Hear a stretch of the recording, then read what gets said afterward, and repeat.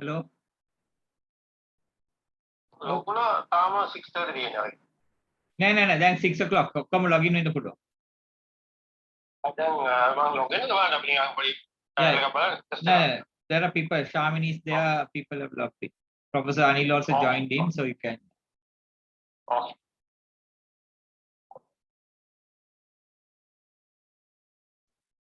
Hello, Mahen. Shamini, Hello. you can hear me. You can hear me, right? Yes, can you hear me? Yeah. Was the time corrected, Mahen? Yeah, corrected. Excellent, okay. And Dr. Professor Anil is joined. Is there? Yeah, I think. Yeah. So, what time will she join? She will join at 6. Oh, okay, excellent. Yeah, she will join at 6 o'clock. Hello, Professor Anil. Hi, Shamini. How are you? Nice. Thank you very much for accepting our invitation, especially through Mahen. No need to thank, because it's like collective work. It's everyone's contribution, right? Yeah, it's an important. I think yeah. Have we met before? No, but I have heard your discourses. I've seen you on Facebook right. and various platforms. So Right, Shamini.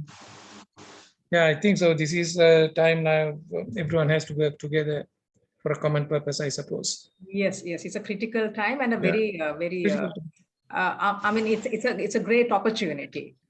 So, of course. Yeah. Put it into the right track. Exactly. Yes. So,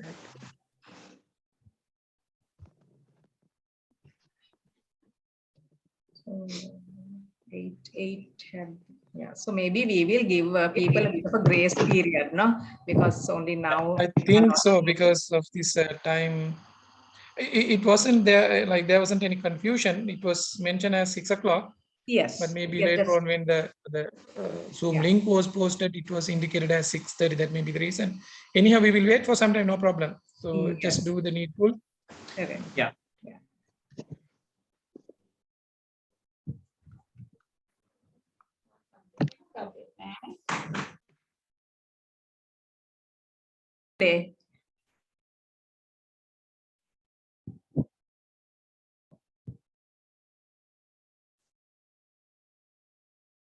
Mahen? Yeah. Were you at the site today as well?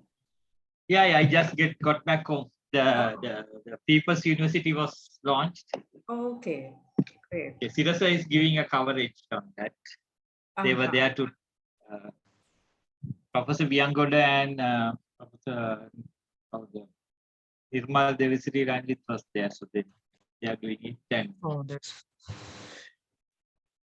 was that library established under this university, or is it a different one? Yeah. Or? The library is the next one. So both connected. Library is separate thing, but they are working together. Okay, that's great. That's great. Mahen, I have a question. Are we going to have only the speakers video and audio available, or how do you plan to do that? Yeah. Check video. I can see some videos operating. Maybe you're controlling that, right? Yeah. I'm controlling. Okay, thanks.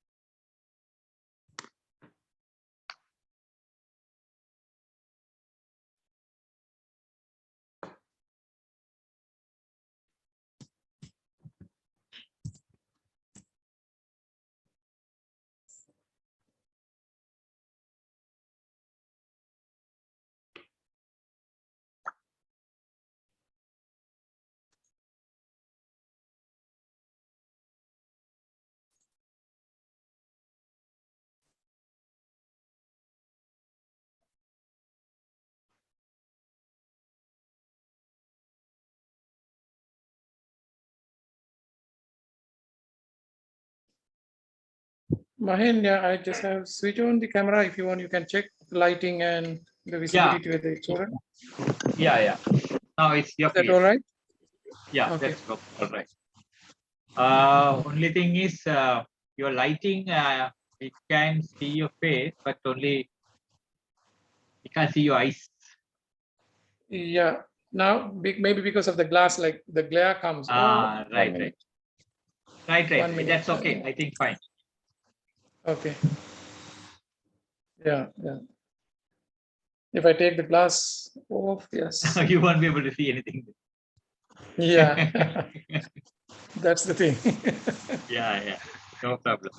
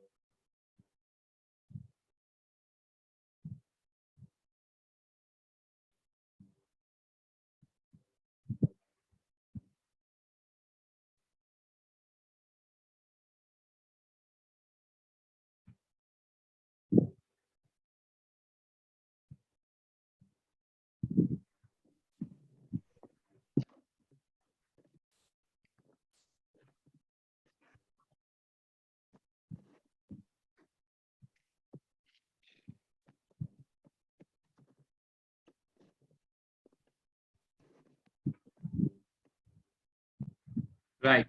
Good evening. Good evening, everybody.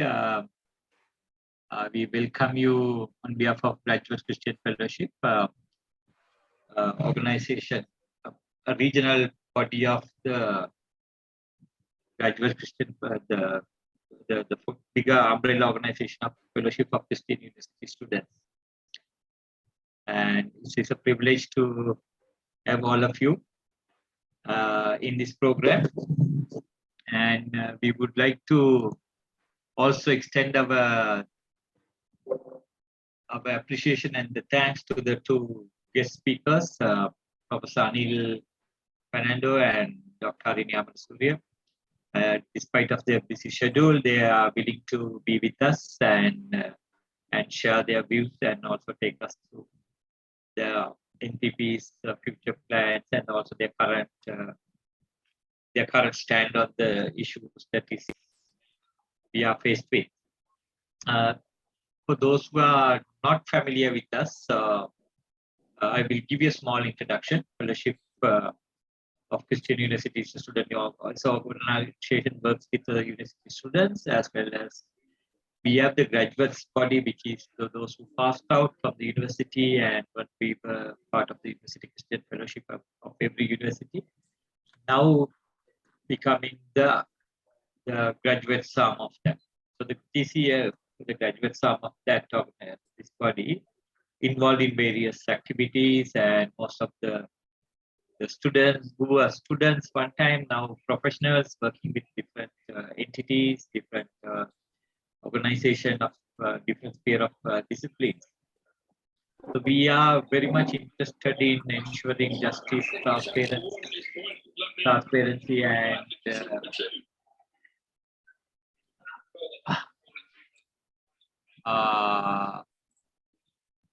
transparency and having a system in place.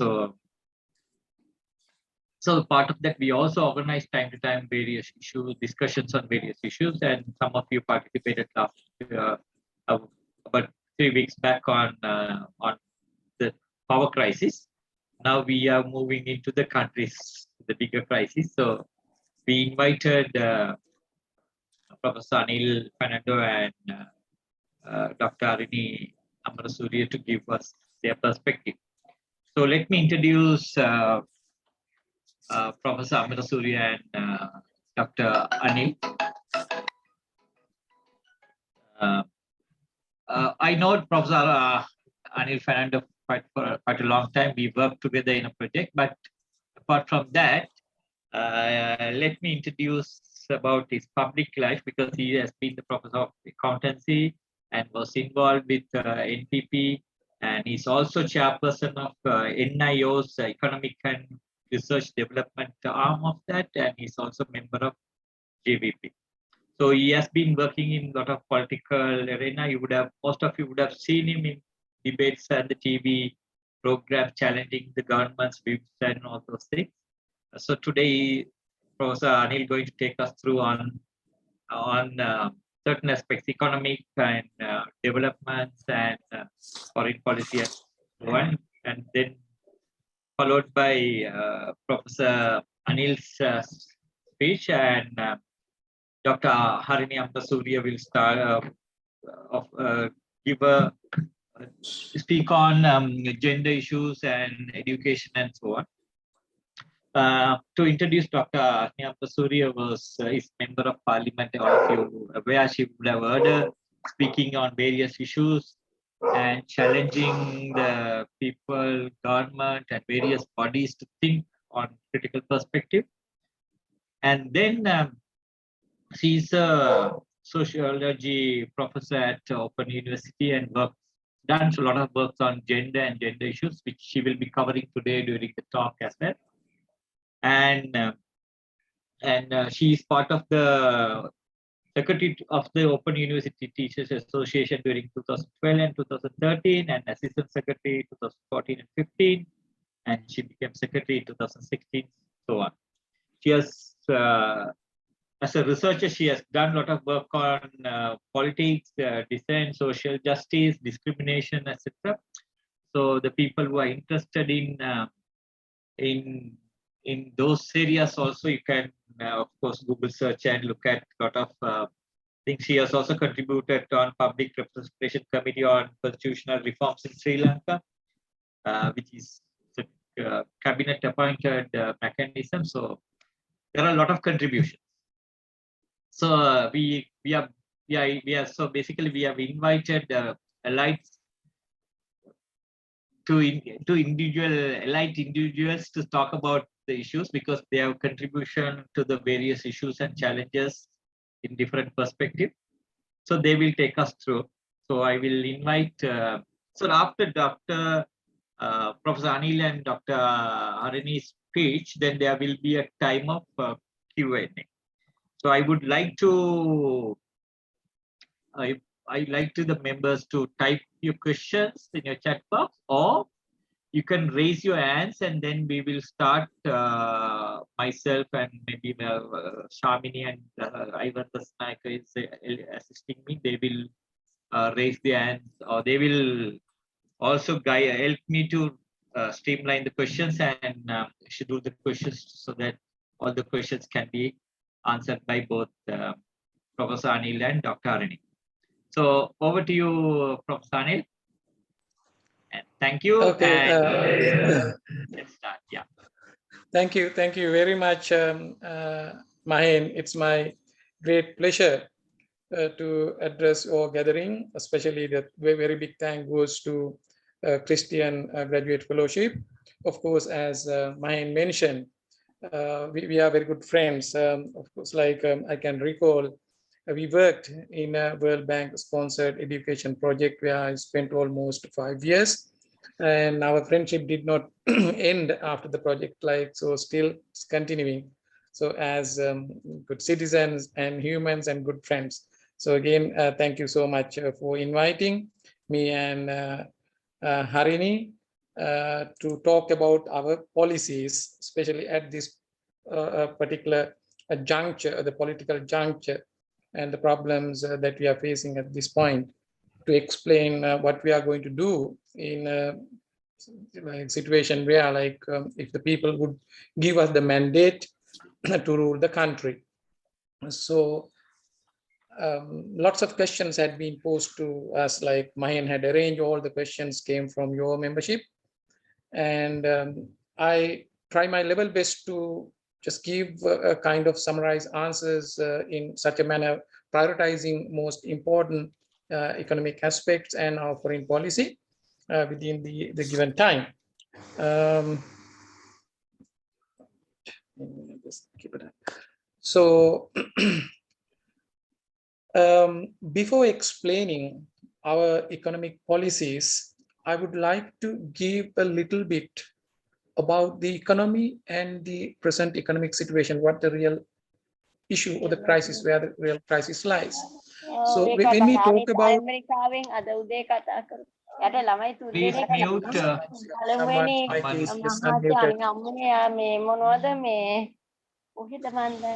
I think Mahin, you can right. Yeah, I muted okay. all. Yeah. Okay. So even my one, is it muted? No. Right. Your okay. one is not muted. Yeah. Yeah, I hope that I'm audible enough. So coming back to the topic, just to get a bliss of understanding of an economy. So when we talk about an economy, basically it's nothing but the entire process of producing goods and services, and how we distribute goods and services. It's about our income, financing policies, fiscal policies, taxation, inflation.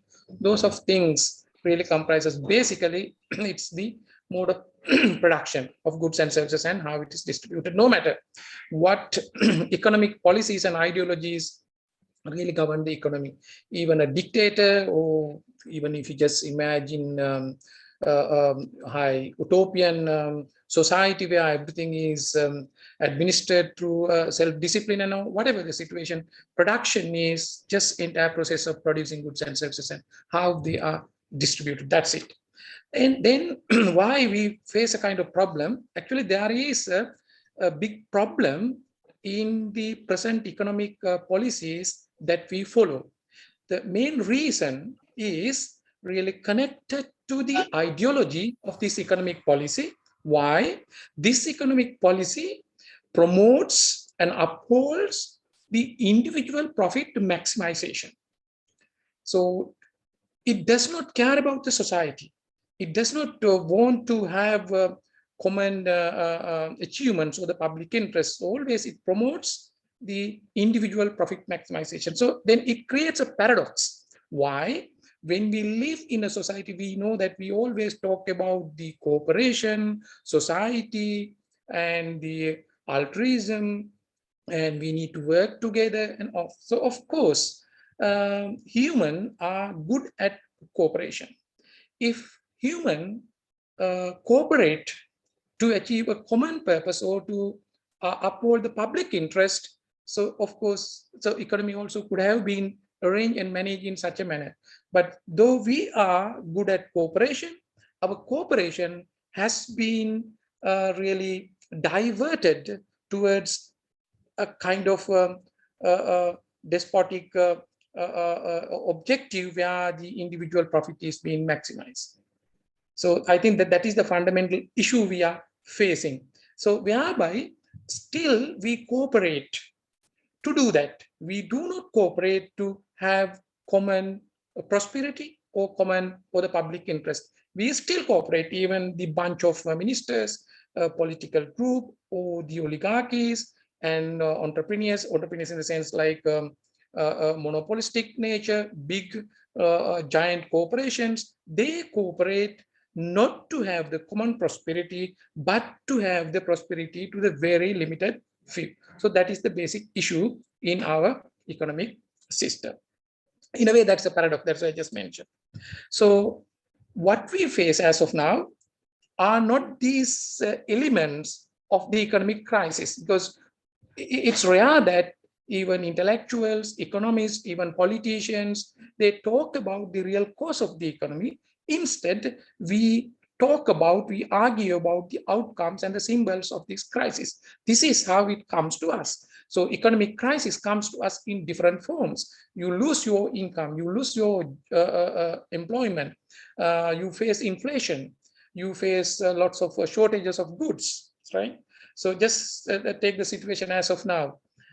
This economic situation, I mean, the present economic situation has come up to a level even general public do not, I mean, in public or in maybe in an intellectual level, talk about or criticize the price levels or the inflation. So their main concern is the shortage of goods. So how best we can access to goods. Therefore, that is also a kind of strategy of this economic system. They simply hide the price mechanism and showing us a shortage. Therefore, we go behind, we are really deceived by these shortages, then we are ready to pay any price for anything. Even in the future, you may see this thing, people will not talk about the price. So therefore, it is easy, these groups, to increase the price level through the shortages. This shortage is to some extent, of course, fueled by the shortages of foreign exchange, but to great extent, from top level, to some extent, it looks like being manipulated. So if that's the case, people have to, in simple terms, live with fear. When we live with fear, you can do anything because everyone thinks at the end of the day, as humans, as an animal, whenever we face a fear, we are ready to do anything. So this is the current situation, the reflection of this economic crisis in the lives of humans. So therefore, human dignity is simply neglected, no one cares about, and the clear demarcation can be seen. Ultra-rich class is created, and a majority of poor people, they are struggling to live. So they are in a way worthless, the people from their perspective. So this is how this line or the demarcation is there in the present economic crisis. So that, of course, what we say in economic or income distribution, in terms of income distribution, huge amount of inequality, not only in economic terms, in other terms as well, in terms of rights and all those things, huge expanding or widening inequality is seen. And this particular economic system does not care about these things, inequality or social issues, even environment, biodiversity, no worries. They encroach all those territories and maximize their profits. And even in the production process, so the manufacturers or private sector entrepreneurs, there are different scales, small scale, medium scale, large, or maybe mega ultra national companies. But our policies always help and facilitate big corporations and not the small and medium enterprises. That is why, as of now, the contribution that comes from the small and medium enterprises to the GDP is shrinking and reducing because they are simply neglected. And again, the production process does not want to take into account much or pay attention to produce goods and services. They would see easy ways of earning profits. So there is a separate economic circle has been created within the production economic circle. So sphere, what we call that separation is what we call financialization. That is also seen pretty much in Sri Lankan economy.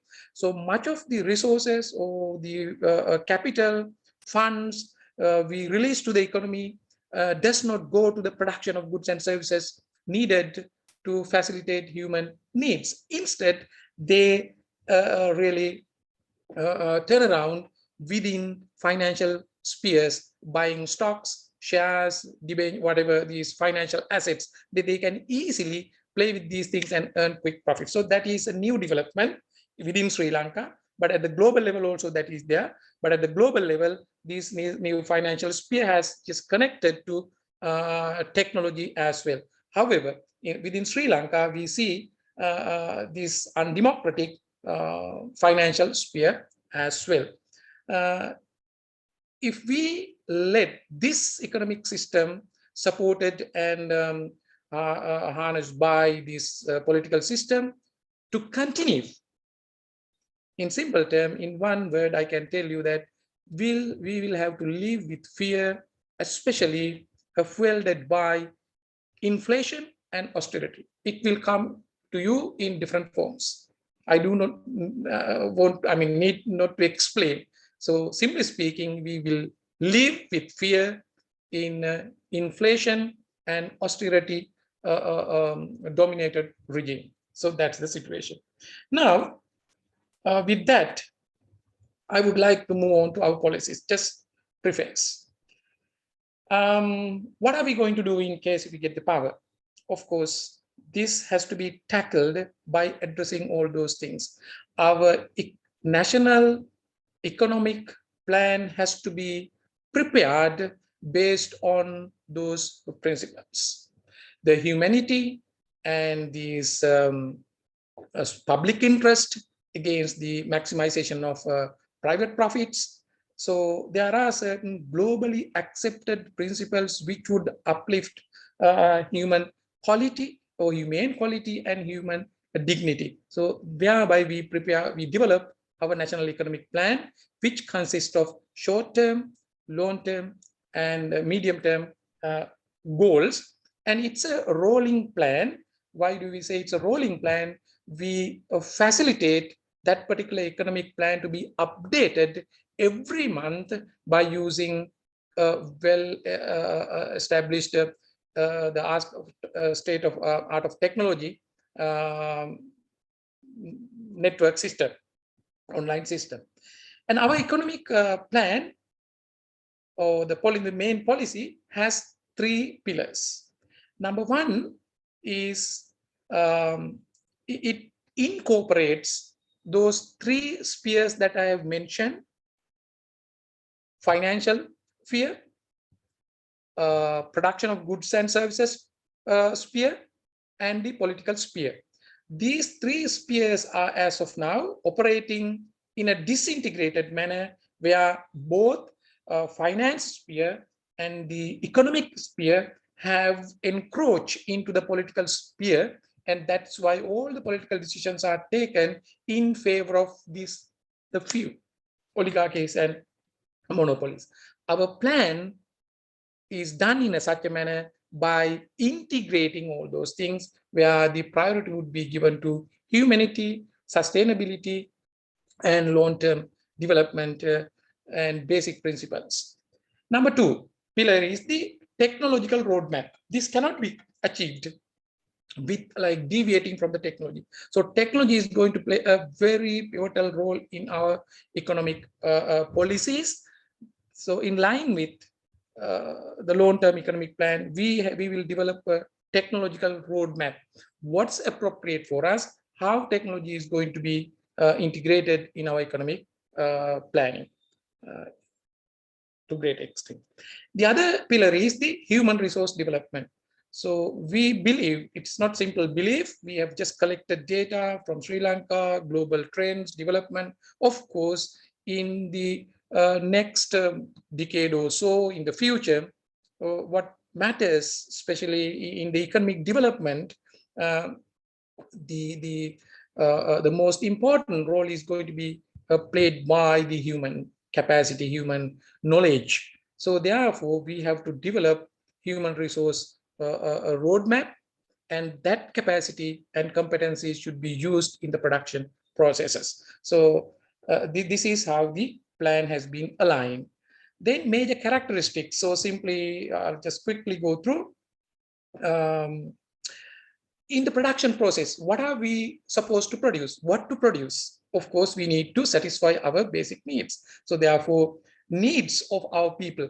The needs of our people or the people who live in Sri Lanka can be satisfied only from the goods that we produce, but it is not a reality. Even we argue, if you want, you argue, okay, we produce what we want, but we know that we can't produce all what we want. So because we live in a global economy, so that our production focuses on the local needs, and local needs are satisfied through imports. So in order to have adequate imports to satisfy the needs and the production, we need to have a sizable portion of export trade. So export diversification has been already planned. We know that, so we have our own limitations as well with our resources, technology, and all those things. But within the resources that we have, actually, we have not utilized all those things. Even within the traditional exports and all those things, we can diversify them with value-added production, and we can think of new areas in line with the global supply chain movements. And again, another new area we have included in our plan, mainly, I'm highlighting only the main thing, IT-enabled services. So for the IT-enabled services, actually, we can plan, train, and arrange our human resources, whereby we would be able to earn a significant amount of foreign reserves or expand our export section. Then we can build required reserves. So that is major area. And so what is the role of private sector? Of course, once we have developed our economic visions and the goals to be achieved within short term, medium term, long term, of course, the private sector is given the opportunity, and we facilitate them to come into that particular plan with their innovation, their new ideas, and all those things in line with these guidelines. So therefore, we facilitate vibrant private sector that contributes to the economic development. It cannot be easily reconciled with what we see as of now, because even the private sector as of now operate in a highly antagonizing operating or the working environment, because each sector stakeholder tries to maximize their own interest or the profit. But in such a when we have developed such an economic plan, of course, private sector also comes into that. They try to achieve common goals, common in the sense within their production periphery or territory, and stakeholders will contribute knowingly that this is how the value is being created. This is how the value is going to be distributed. And that would be discussed, and we promote such a culture and conducive business environment and transparent business environment where decision can be taken democratically. If some even employees or suppliers, consumers, if they see, so these things should be aligned, of course, that would be provided. So we think that in such a situation, private sector investors also would be willing to do, because as of now, this antagonization really reduces their profit. So they are well, in such a situation, they would be able to produce more and more. If that's the case, our economic policies are aligned with the human life or the dignified life. And one particular concept I would like to highlight is the financial freedom. So every citizen of this country must have a financial freedom. Financial freedom is something that ensures every citizen to have their basic needs, their food, shelter, so clothing, and basic needs, education, health, all those things must be able to satisfy without having a fear. So that is the financial freedom. So that aspect is also there. And our economic plan, therefore, is open admission policy. Anybody can contribute. So what we call public participation. It's open admission policy. If we develop and continue with this policy, of course, we would be able to achieve a kind of social justice. To some extent, gradually, social, inequality in income distribution and other social issues can be carefully or gradually handled. And again, our economic policies are concerned about the need of eco-friendliness and the sustainability. Some economic policies, sometimes if you want to achieve growth, levered growth, you can simply forget about the future generation. You can forget about the future sustainability, but we do not promote such economic policies. We want to have sustainable economic policies. And again, however, being an emerging country, our plan to have a kind of stable growth and economic stability is important. In that regard, two types of growth have been included or discussed. Number one is the generic growth. Generic growth is the growth which is expected to have based on the normal growth that we earn from our production of goods and services, based on your capacity, how much money that you have, how much resources that you have, how much human resources, natural resources, and all those things, IT, whatever. So as of now, you have a kind of capacity. If you use that particular capacity, you use it, it would generate a kind of what we call generic growth. But being an emerging country, and by taking into account the present situation, crisis, and all those things, in order to have a financial freedom for everyone, we will not be able to do that with a generic growth. We need to have a really levered, geared growth. How are we going to achieve this thing? To achieve this thing, of course, we need to take the leverage from strategic borrowing and strategic foreign direct investments. They are also coupled. So we have to discuss in detail. It is not simply asking anyone to come and do whatever they want. No, they are really strategic foreign direct investments, and borrowing will increase this growth. This is what we plan. And we take into account the way we live and our evolution of civilization and cultural heritage, and all those things are taken into account when we develop our economic plans. And again, geopolitical location of Sri Lanka also taken into account, and biodiversities, and as of now, when we use technology, of course, there is a huge threat to the mankind due to disastrous economic policies. We deviate from that. Instead, we promote especially green financing and green projects, green investments in our economic plans. So quickly, that is the overall structure of our economy. You may ask questions later on. Quickly, since I was asked to talk about agriculture, of course, agriculture again deals with commercial agriculture and the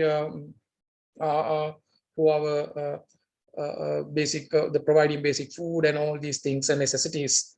For that purpose, mainly we follow the principle of food security. Agriculture would be planned based on the basic principle of food security. Without ensuring the food security and adequacy, it is impossible for us to think of economic development or social development. So that is number one. And again, agricultural modernization would be adopted, and where the role of the government is clearly specified.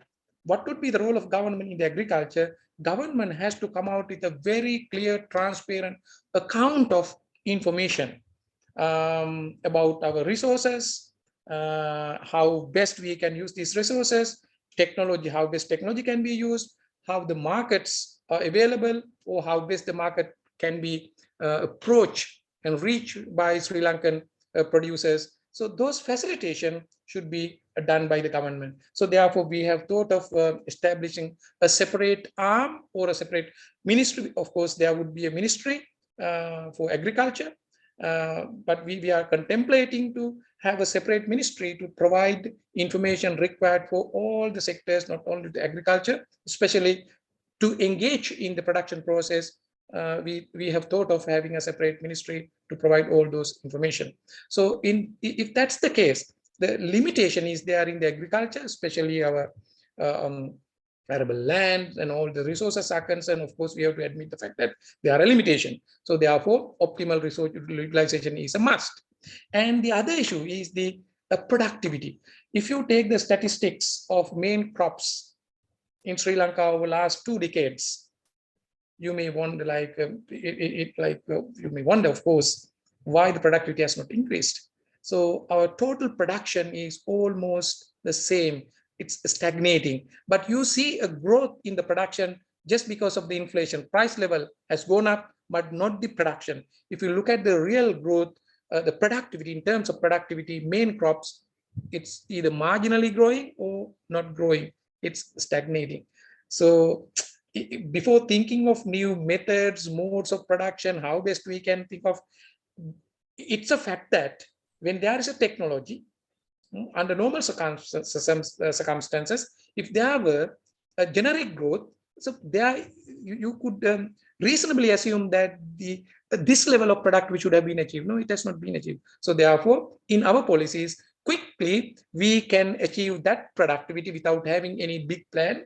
But the second level of productivity has to be achieved through agriculture modernization. We are ready to do that. And some stimulus, not only packages, kind of programs should be arranged, especially for identified sectors, paddy farming, the vegetables, fruits, and fisheries industry. We have planned a kind of production processes connected to networks, and we are introducing these networks would come out with solution. It's not dealing with only the primary produce. Primary produce is there, and the primary produce is also taken to fulfill the basic requirements. Other than that, when it goes to local markets and foreign markets, we always pay attention for value-added products through these networks. That is one area, especially in fisheries industry, paddy, vegetables, and fruits. That's connected to networks. So for instance, even a farmer or fisherman or any other small scale producer in the rural countryside or village can easily connect and access to foreign market, because that they do not have to do something on their own, but the government would facilitate all those things. And not only in agriculture, in other production areas as well, we promote and we propose new organizational structures. As of now, there could be any form of organization, maybe sole proprietorship, partnership, public-private, even companies as of now, so they can operate, no problem. But from the government side, we promote a kind of flexible organizational structures where decision would be taken in a democratic manner and everyone action would be counted. That kind of modes are there in the world, such as worker co-ops. It's not simply traditional cooperative, but democratic forms of organization we have thought of. And if we look at the policies about state-owned enterprises, there was a question about these things. So what's our policy? Of course, before talking about what we are going to do with state-owned enterprises, because there is a big criticism saying that state-owned enterprises, mainly they say no, loss-making state-owned enterprises, then it is pretty obvious, okay, privatize. So privatization that had taken place in Sri Lanka with respect to state-owned enterprises in the guise of increasing efficiency and creating value has not really resulted. Instead, they have created value for the few. So therefore, we need to talk about the definition of state-owned enterprises. So when we talk about state-owned enterprises, we are not promoting, or we are not to have state-owned enterprises just to fulfill any emotional feelings or any other agendas or any other the requirements of individuals or politicians. No, state-owned enterprises are connected in line with the national economic plan, long-term national economic plans, where some state-owned enterprises are needed in order to stabilize the economy. You know, even in the highly competitive markets, unless you have a proper mediation by the government, or the direction by the government, there is a likelihood that the monopolies and oligarchies can be created. So therefore, state-owned enterprises may enter into those areas. Apart from that, there may be the critically important economic areas such as marine services or energy, especially the energy sector. Then there is a role. Even those state-owned enterprises, as of now, the recruitment policy, human resource policies, and all those things are really politicized. We really deviate from this thing on merit the basis, and technocrats would really work all those things. Therefore, we realign all those things. But someone may ask a question, so what are you going to do as of now, loss making? So we do a very careful review on this thing, and according to our national economic plans, we identify what are the most critical ones that we have to keep, and in case if we are going to do certain kind of restructuring, then we decide what, and there would be certain state-owned enterprises, even we can simply, government can relinquish as long as it does not have significant impact to the economy or areas. For instance, we'll say, just to give you some idea about our policies, take the postal services. Postal services or traditional postal services, if the government, if we maintain this thing as a state-owned enterprises, no longer it's going to create value. In economic thriving situation, we will not be able to create that much value if you try to maintain. Therefore, we have two options. Is just to get rid from this thing. That's one option. The other option is actually there are new opportunities creating in the markets, especially in the postal services, in line with the e-commerce, online trading. So instead of just delivering letters, now parcel delivering business is a huge thing. Of course, it doesn't mean that the government should do it until the private sector would take their position and create values. If you want, we can think of modernizing that, the postal services, in such a manner, or to relinquishing. So that just to tell us, tell you our policies clearly. So we don't do anything pre-planned. We assess and take into account how best the public interest can be served more. This is how we take the decision. Sometimes we may have to take some decisions with respect to unnecessary. But how about the employees? And there is a criticism about loss making and all those things. Because we do not say that like we simply ex-employees or even simply privatize without having a thorough examination. You know, if we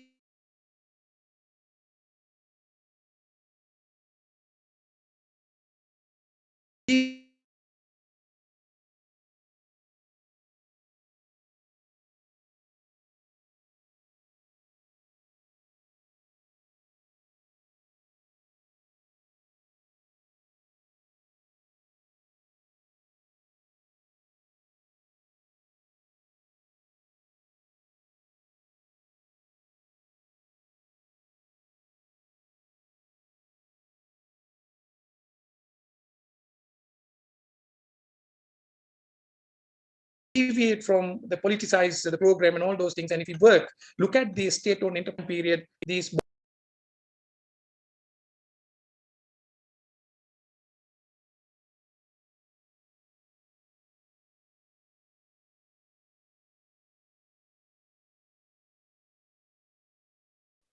Mahen, yeah, I think You lost a bit, reconnected. but you're back now.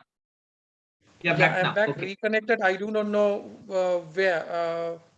So I was just talking about state-owned enterprises and our Yeah, policies. you can continue from there. Okay. It's about 30-second or 20-second loss.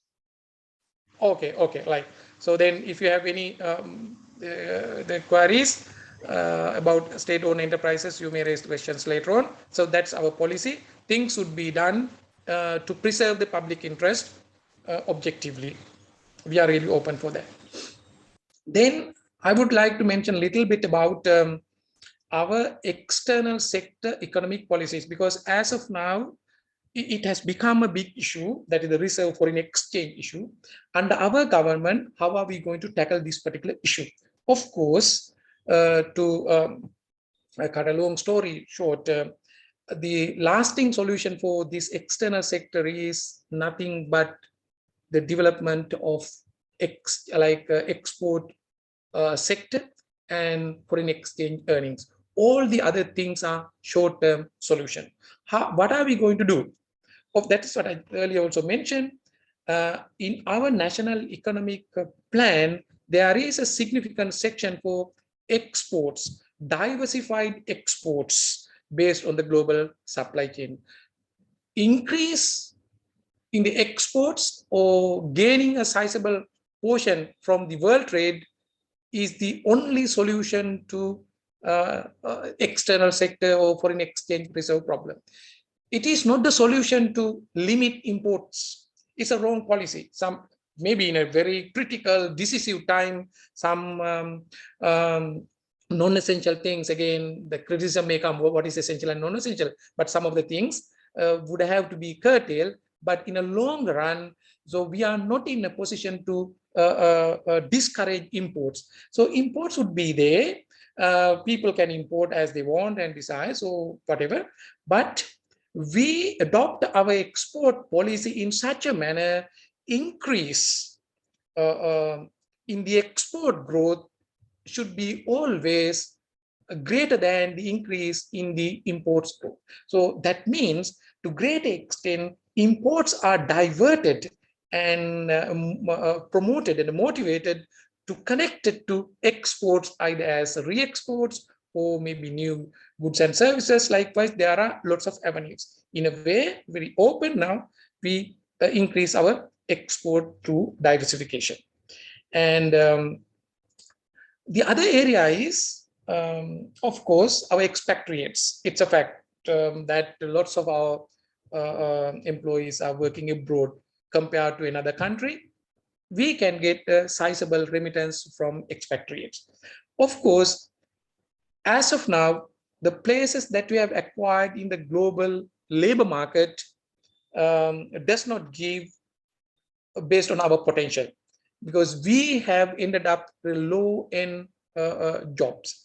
So when we develop our long-term human resource roadmap, we will have, of course, there are lots of opportunities in the world where we can reach to multi-skills and high-skill labor markets, especially in the IT, even in other areas. So likewise, we expand our expatriates, the opportunities for expatriates working, whereby we expect to have significant amount of remittances. It's not simple remittances. We will provide facilities for them to either to remit or to invest their earnings, or to carry out the businesses as they wish. So we tackle that issue separately, and we redesign tourism based on our culture and our capacity, redesign. So therefore, three main sources are taken into account to strengthen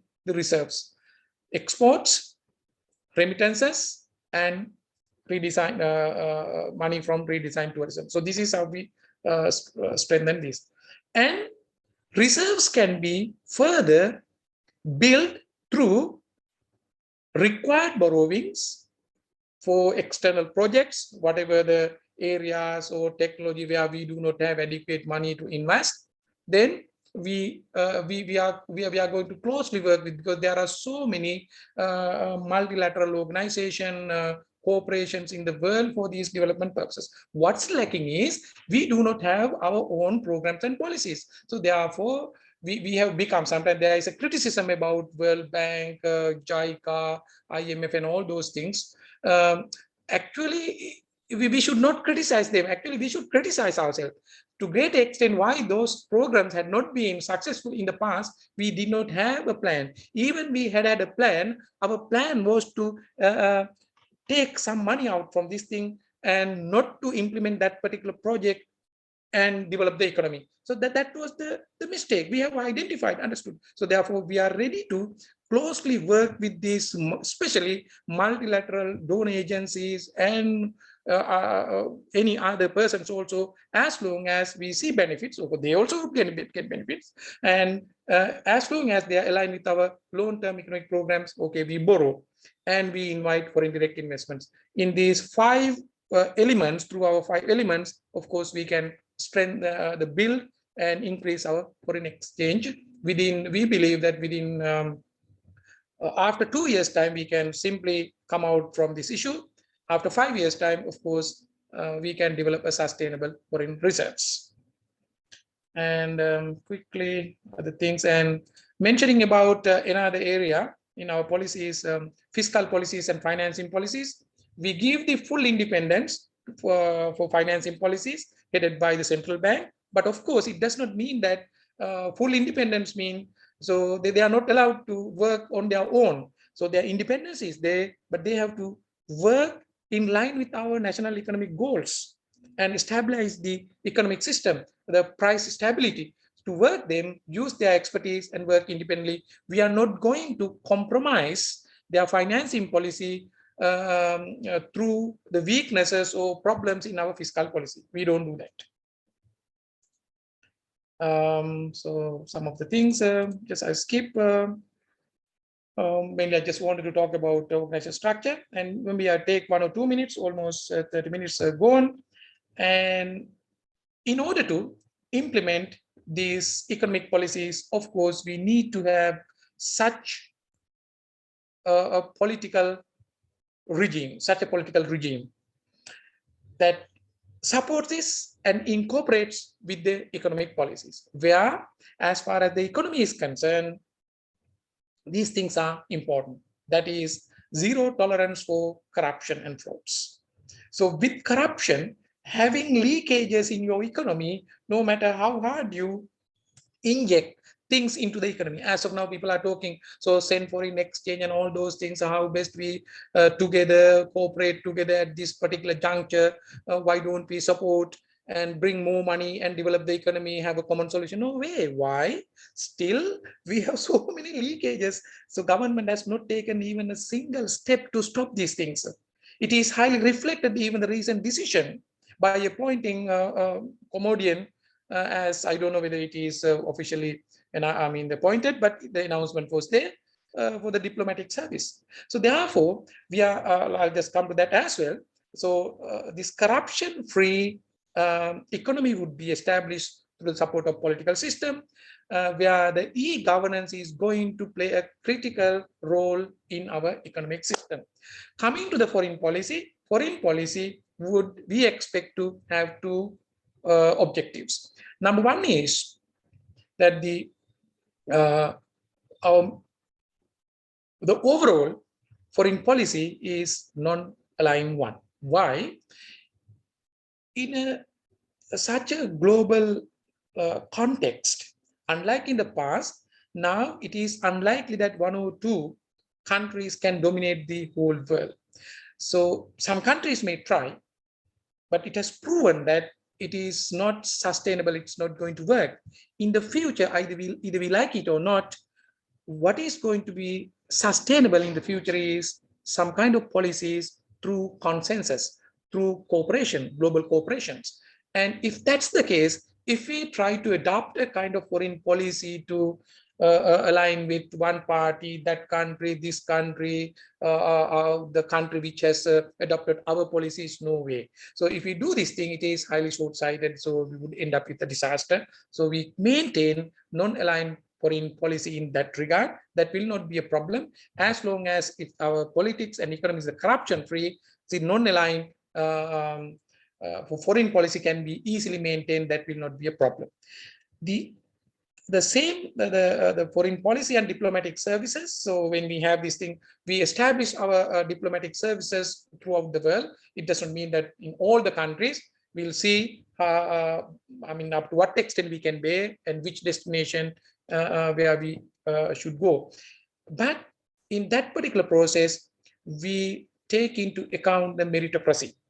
Meritocracy would be the basis of giving all those diplomatic appointments and the employees in the foreign services. So apart from their national representation as an agents of Sri Lanka, they are bestowed with another responsibility with so-called the power and other facilities to always find new economic avenues for Sri Lanka, connect all those things to a long-term economic plan. This is how we have thought of, in short, thought of our foreign policies, but in detail we can discuss if you have any specific question, because as of now, that is what I just told you, this government does not want to think even this kind of minor matter at this politically critical juncture. I think, Mahen, I have lots of other things to talk. Maybe at the Q&A session, I will ask, I will answer. With that, I will stop. And Harini will talk about other areas. Okay, thank you so much. Okay. Thank you, Professor. Thank you, Professor Anil. Now, I would like to invite and also the members, you can note down your questions. Some of you have already posted your questions. That's good. And you can continue to do so. And now I would like to invite Dr. Arni Amarasuriya to continue, bring her point of view. Right, we can see you. Thank you very much. First of all, thank you for inviting me to be part of this conversation. I'm aware that I'm sure many of you have lots of questions to ask, so I will try to keep my remarks brief and leave room for more discussion. I've already seen there are some questions on the screen, but I thought I'll maybe just give, I'll speak on basically three issues briefly. First, our sort of take on the current situation that we are facing. There was a specific, there was a request to speak on the NPP policy on the ethnic issue and also on education. So I'll stick to those three topics, and then during the discussion, maybe we can raise any other issues that I may have missed. So with regard to the current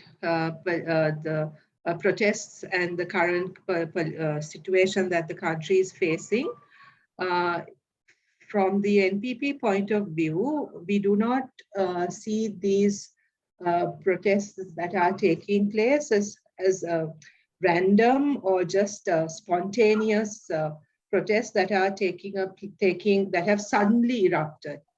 In fact, if you look at the history of protests in our country, and if you look at the history of political dissent in Sri Lanka, I think it's very evident that ever since independence, in many ways, there have been several moments during which public have reacted or public have resorted to various means, both in terms of the electoral process, in terms of protests, and in terms of militarized violent sort of methods that have emerged as a result of this desire for what I would say are political reforms or state reforms. So in a way, post-independence, I think all our political leaders have really struggled to establish a kind of a governance system or a governance model that has been able to put in place systems that that the general public can feel can relate to with any feelings of trust, any sense of social justice, any sense of sort of equality. So it's been a very exclusionary political model that we've established post-independence, and that very model has given rise to periodic sort of political crises. So in a way, this particular moment, this particular political crisis is one in a kind of a history of political crisis. Of course, there's something quite unique about this moment, and I'll get to that in a minute. But if you look at several ways in which movements and the public also mobilized to try and establish a more sort of just state system or a better governance model, meaning whether we agree with it or not, or whether those efforts were successful or not, there have been many such moments in our history. So even if we look at what happened in 1956, there was some sort of great hope that sort of model was going to bring about some change, some kind of new sense of justice to society.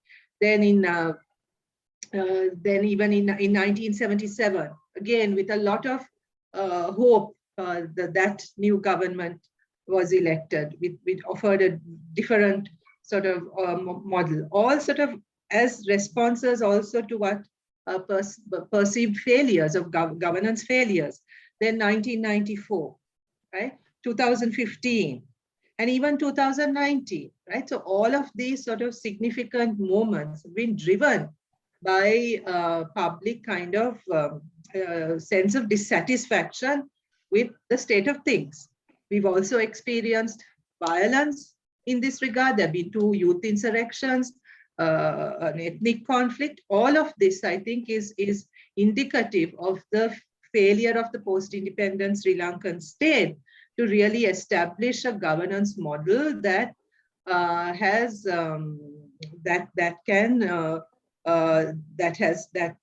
can function in a way that meets the needs of the very pluralistic society in which we live. So for us, this political crisis that we are experiencing is in fact part of that long history of public efforts to actually force political leaders to initiate much needed governance reforms in our country. And that's why we see this moment as extremely important and extremely necessary to understand, not just as an economic crisis, but as a political crisis, because it is that political crisis that has also, in fact, created this economic crisis that people are also suffering as a result of which people are also suffering. So yes, there's something very particular to this moment. Perhaps the Rajapaksa's regime has sort of exemplified or highlighted all that is wrong with our governance model, whether it's a majoritarian mindset, sort of that Sinhala Buddhist kind of majoritarianism that was inculcated, high levels of corruption, nepotism, all of these things, the patronage system, all of these things are sort of exemplified in the Rajapaksa model of governance. So it's not surprising that it is during their both whether it's during the 2010-2015 period or to 2019, that it's during their regime when they are in charge that there's the greatest sort of public reaction to issues of governance. So we feel that issue has to be dealt with. I mean, there is no getting around the fact that there's no way we can fix the economy, fix the power crisis, fix anything unless we get this governance model right. And unless we are able to establish a political culture that roots out the kind of the nepotism, the system of privileges that exist, that establish this political class as rising above the average citizen, the system of privileges that exist for those in power. So unless those are addressed, we feel that actually these key policy issues and the key sort of economic issues cannot be really addressed. So linked to that is the issue of ethnicity and the ethnic problem that we face. I mean, I'm referring to that because this was given to me as a topic to speak on. We as the NPP, our position on this is that as a country, we have faced far too much violence, far too much blood, shedding of blood, far too much loss of life and trauma that as a country with which we have experienced over several decades, which has never been actually acknowledged or dealt with. So in a way, we are a country with sort of, and I'm careful about using these words because these are psychological words that can be misunderstood in many ways. But in a way, there's a lot of trauma that as a country and as citizens that we have gone through that have never been really addressed. And we think it is absolutely essential that there is some kind of healing, reconciliation process that acknowledges all the losses, all the bloodshedding, all the grief and the trauma that different communities have also experienced, whether it's in the lines of a truth commission like the South African model, a reconciliation, some framework, but some healing and reconciliation process is absolutely essential, whereby the violence of our past and the losses and the grief that a lot of our citizens have experienced is acknowledged, and that there are some reconciliation mechanisms put in place that we think is essential moving forward. Then with regard to sort of the political interventions that are necessary for these kinds of, for the issue, we know that 13th Amendment was brought in as a response to the demand for power sharing by minority communities in this country, and that is what is available currently in terms of the political negotiation that has taken place, and we accept, we will go by that, but we think in a way that has not really address the core problems that many of the minority communities have experienced or are experiencing even. For us, power sharing is also, for the NPP, power sharing is also about strengthening democracy and giving more power to citizens, or understanding how citizens can be part of government, part of decision-making processes.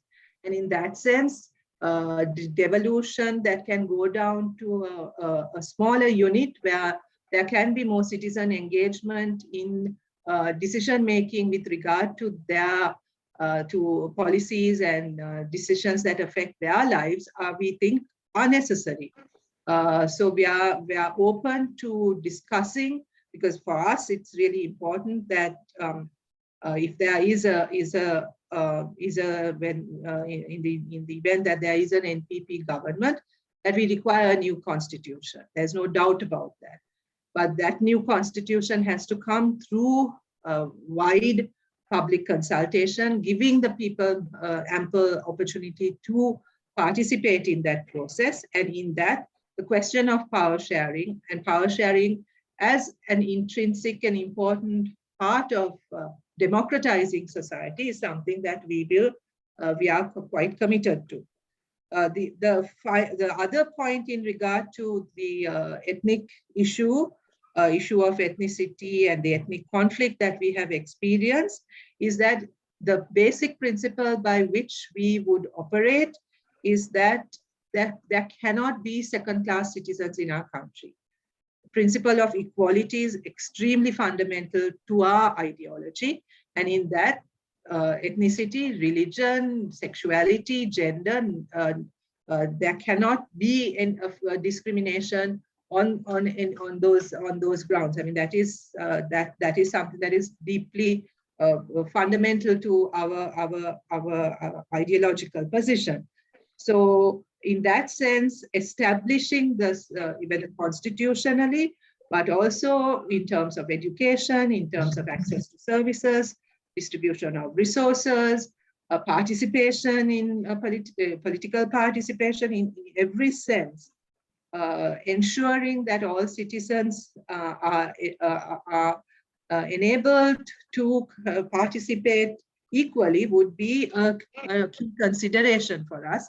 And I think we would, I mean, the one thing, one of the things that we will be very conscious of is we recognize that in this sort of electoral process, many political parties and many governments have consciously mobilized on racism, on religious intolerance, in order to maintain their power base, in order to sort of mobilize particular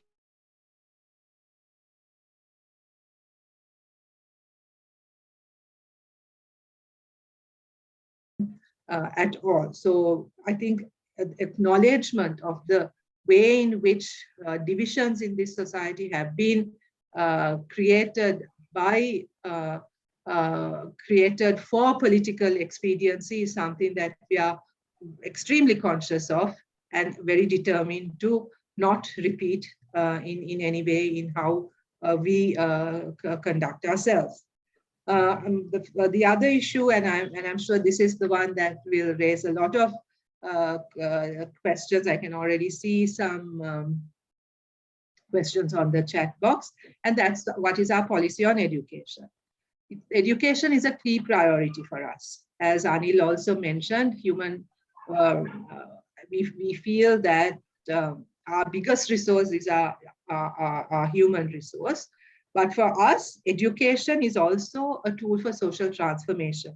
We do not see education merely as what is necessary for that just has an economic value in terms of preparing the labor force, but a much broader transformational role that education has. And we see that in fact, the crisis in leadership that we are facing, the breakdown in trust, the breakdown in social relationships, all of these can also be in many ways linked to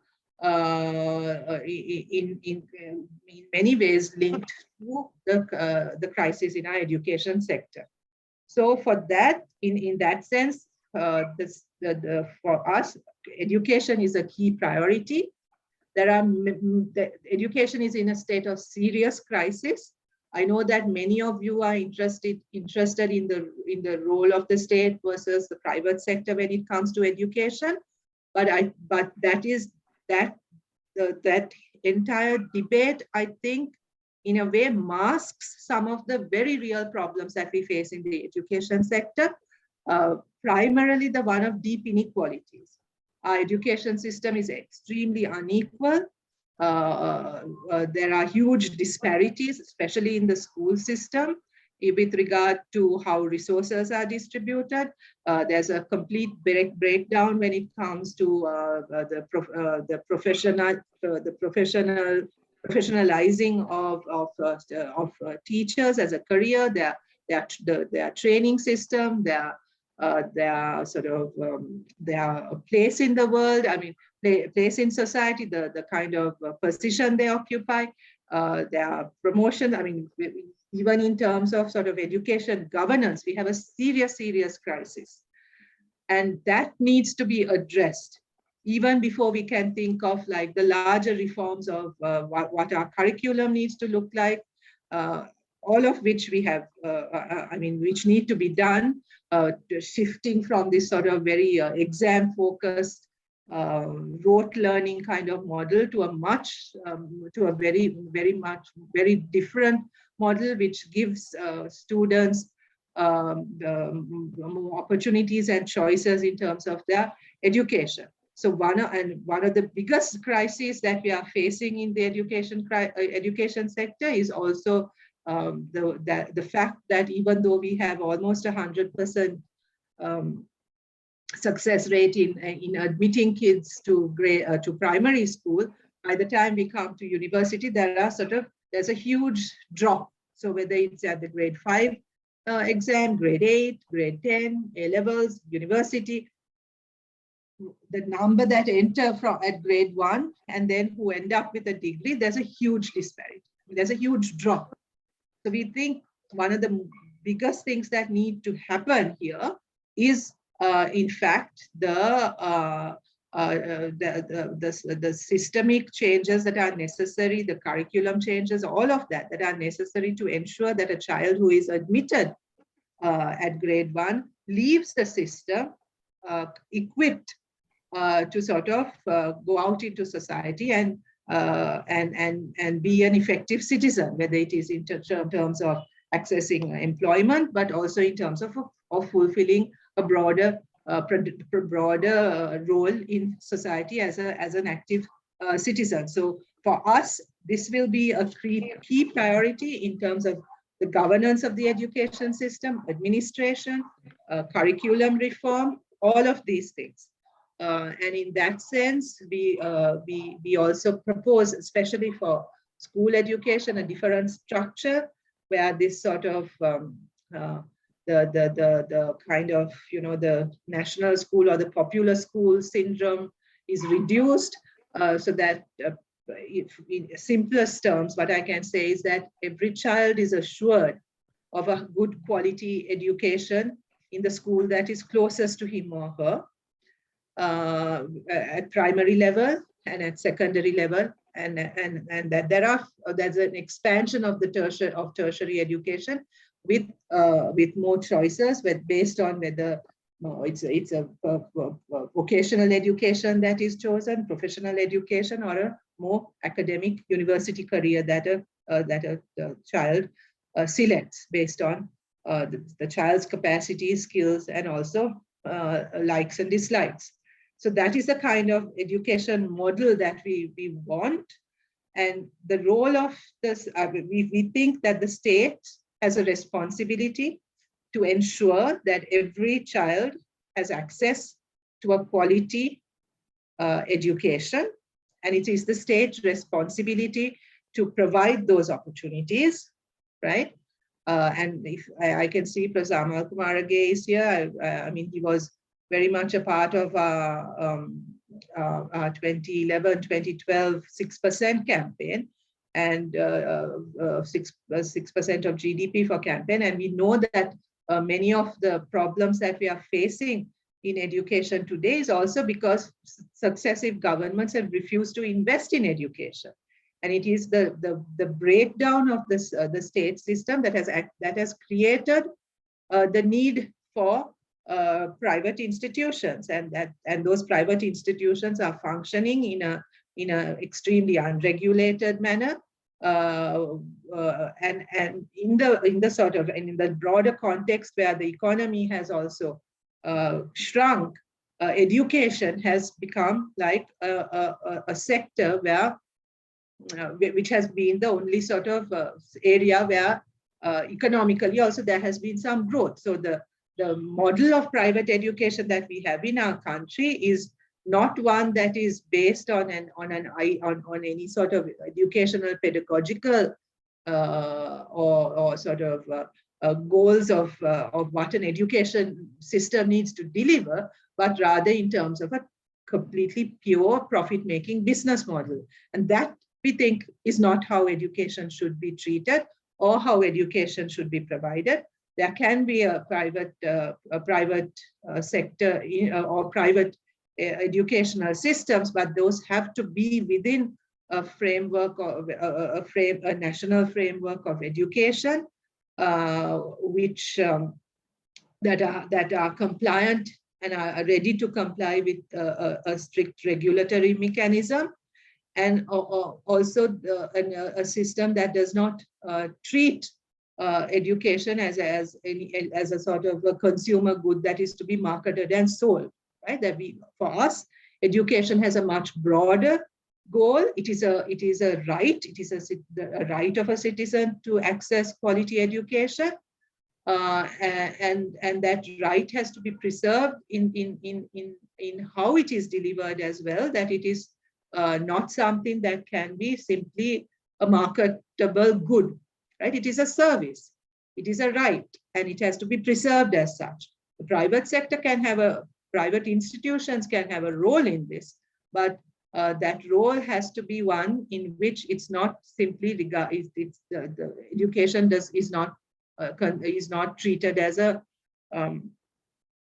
as some sort of simply as some kind of private profit-making venture in the absence of any other kind of economic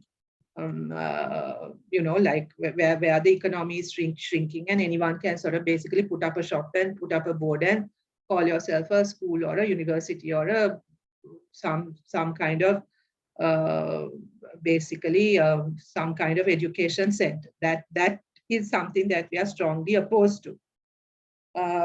Because we see education, why we are taking this stance is also because for us education is a key priority in our development model and in our vision of for the development of this country. Education will take high priority in our planning, and that the necessary government intervention and investment in education we think is absolutely essential for us to deal with the kinds of to deal with the crisis, to resolve the crisis, and to also create the kind of human resources that are necessary to take the country out of this crisis. So in that sense, I think what is important for us is whether in any of these issues is that, yes, we want to learn from other countries. Yes, we want to see what other different models are available, whether it's in education, whether it's in governance, whether it's in the economy, in every sense. But we also have to recognize that there's a particular historicity and also context-specific factors that make our position unique, that make the situation and conditions in our country unique. And we don't think that just sort of planting models that have worked in other countries will necessarily work here unless the local conditions and the local historical circumstances are also considered in how we develop our own models, whether it's in terms of the economy, whether it's in terms of our health policy, education policy, all of those things. This does not mean some sort of close-minded, very sort of jingoistic kind of homegrown solution kind of. That's not what we mean at all. But simply that while we are very open to what is going on in the world and to new developments, new changes that are taking place, we are also very conscious of the fact that whatever changes have to take place within with an understanding of the specific conditions and context in Sri Lanka, and it has to be adapted and shaped by our conditions, and so that is why we are not sort of proposing, like, we're not saying we are going to be a Singapore or a Malaysia or a whatever else. It has to be what is most appropriate for our conditions, right? So with that, maybe I will end my remarks, because I think we've gone on for quite a while, and I'm sure there are many questions. So maybe I'll just stop now. Thank you. Right. Thank you very much, Dr. Arne. And Dr. Anil, also, if you can, Professor Anil, if you can also unmute your video, because we will start asking questions from both of you. And members, please raise your hands, and then I will either that time you can, on the order of the raising hands, we can select each one to ask the question. When you ask questions, please mention your name and then ask your questions. And my starting questions, I would like to start the questions, start the question Q&A session with the question from my side. I know JVP and NPP working together, or this is a collaboration movement. So are there any points where JVP and NPP doesn't agree, or are you all agreement in most all the policies, or still are you working on your programs or all your policies? How would you place yourself? Good if both of you answer this question. I mean, are you have a common framework, or you still have two different framework and also have a common framework to work with and still trying to resolve and sort it out? So let me explain the structure of the NPP a little bit and how we work, right? And then maybe Anil can give some specific examples of how this happens. So basically, the NPP is made up of a collection of organizations. Of course, the JVP is the biggest political party within the NPP. But when it comes to decision making, we have a steering committee which consists of 2 members from every organization. So the JVP also has 2 members represented in the steering committee. We have a leadership council, in which also the steering committee has nominated 8 people to the steering committee, in which there are also 2 JVPs. The others are not from the JVP. So in terms of the decision-making structure, the JVP has exactly the same representation as any of the other organizations. Having said that, however,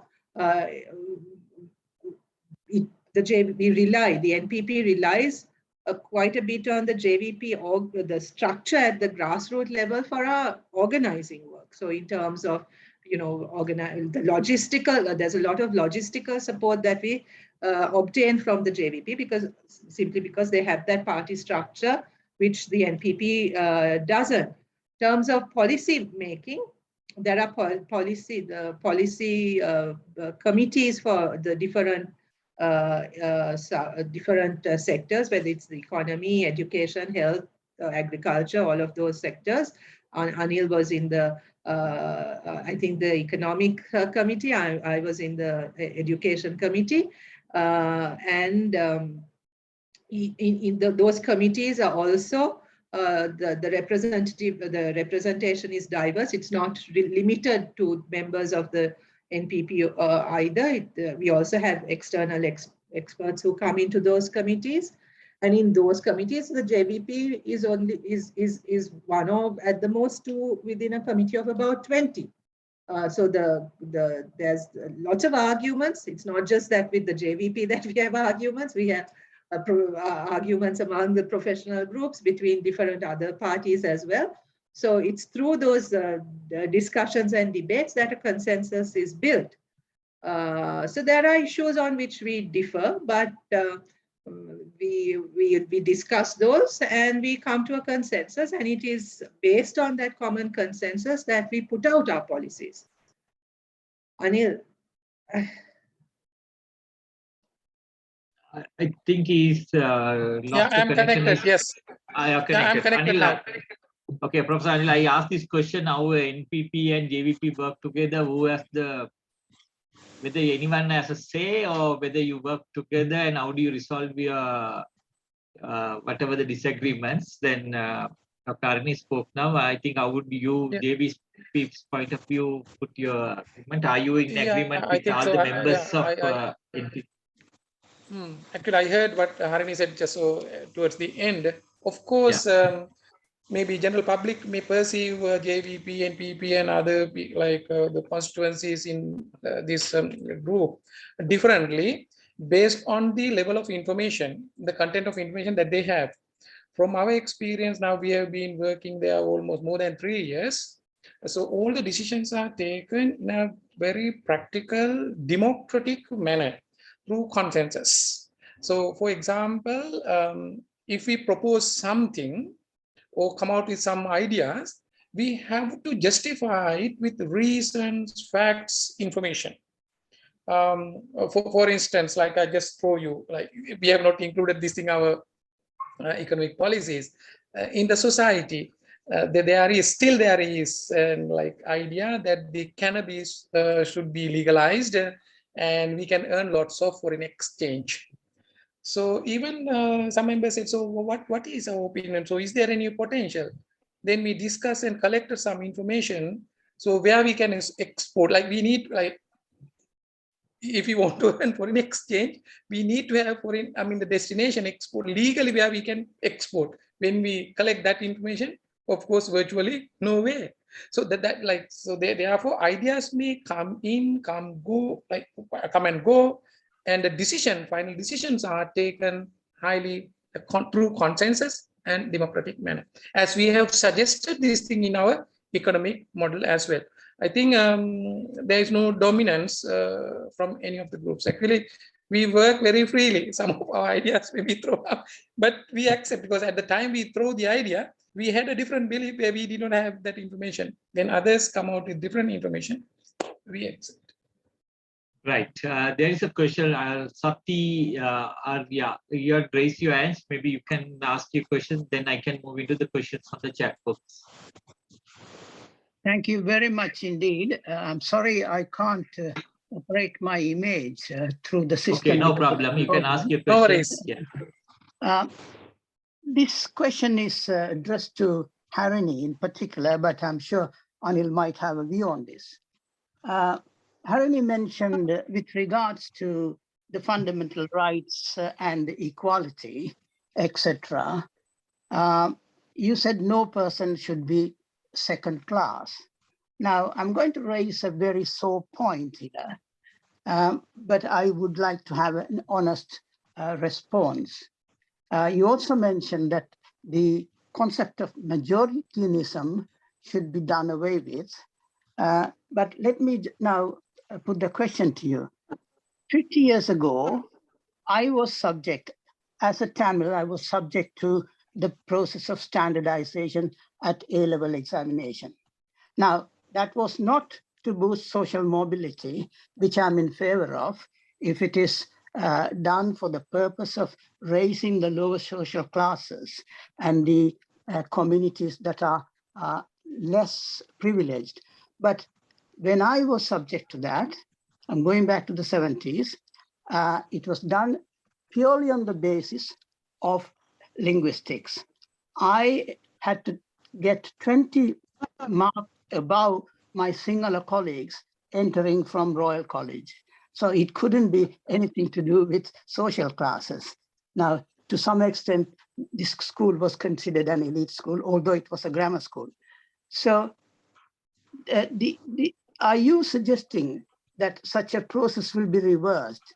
And if that is the case, wouldn't you have difficulty in reversing it? Because the concept of majoritarianism is there. I speak to my Sinhala colleagues all the time. They wouldn't concede that it was wrong. Thank you. Now you can answer the question. No, we Hari. agree that that's a difficult issue to tackle, but we also think that that is an extremely important issue to tackle. We don't think that it's something that can be changed overnight or just through simply through bringing in new laws or policies alone. I think there needs to be a really robust kind of public dialogue on that as well. And in a way, you see that happening in this current context with the protests that are going on as well, where people are sort of reflecting or regretting the kinds of choices that have been made in the past based on ethnicity and on religion. And there's been a big sort of pushback to say, look, no more divisions. Now, in the moment of protest, that's kind of like an emotionally, it sounds good, but how do you really make that happen, right? It's not just saying that alone is not enough.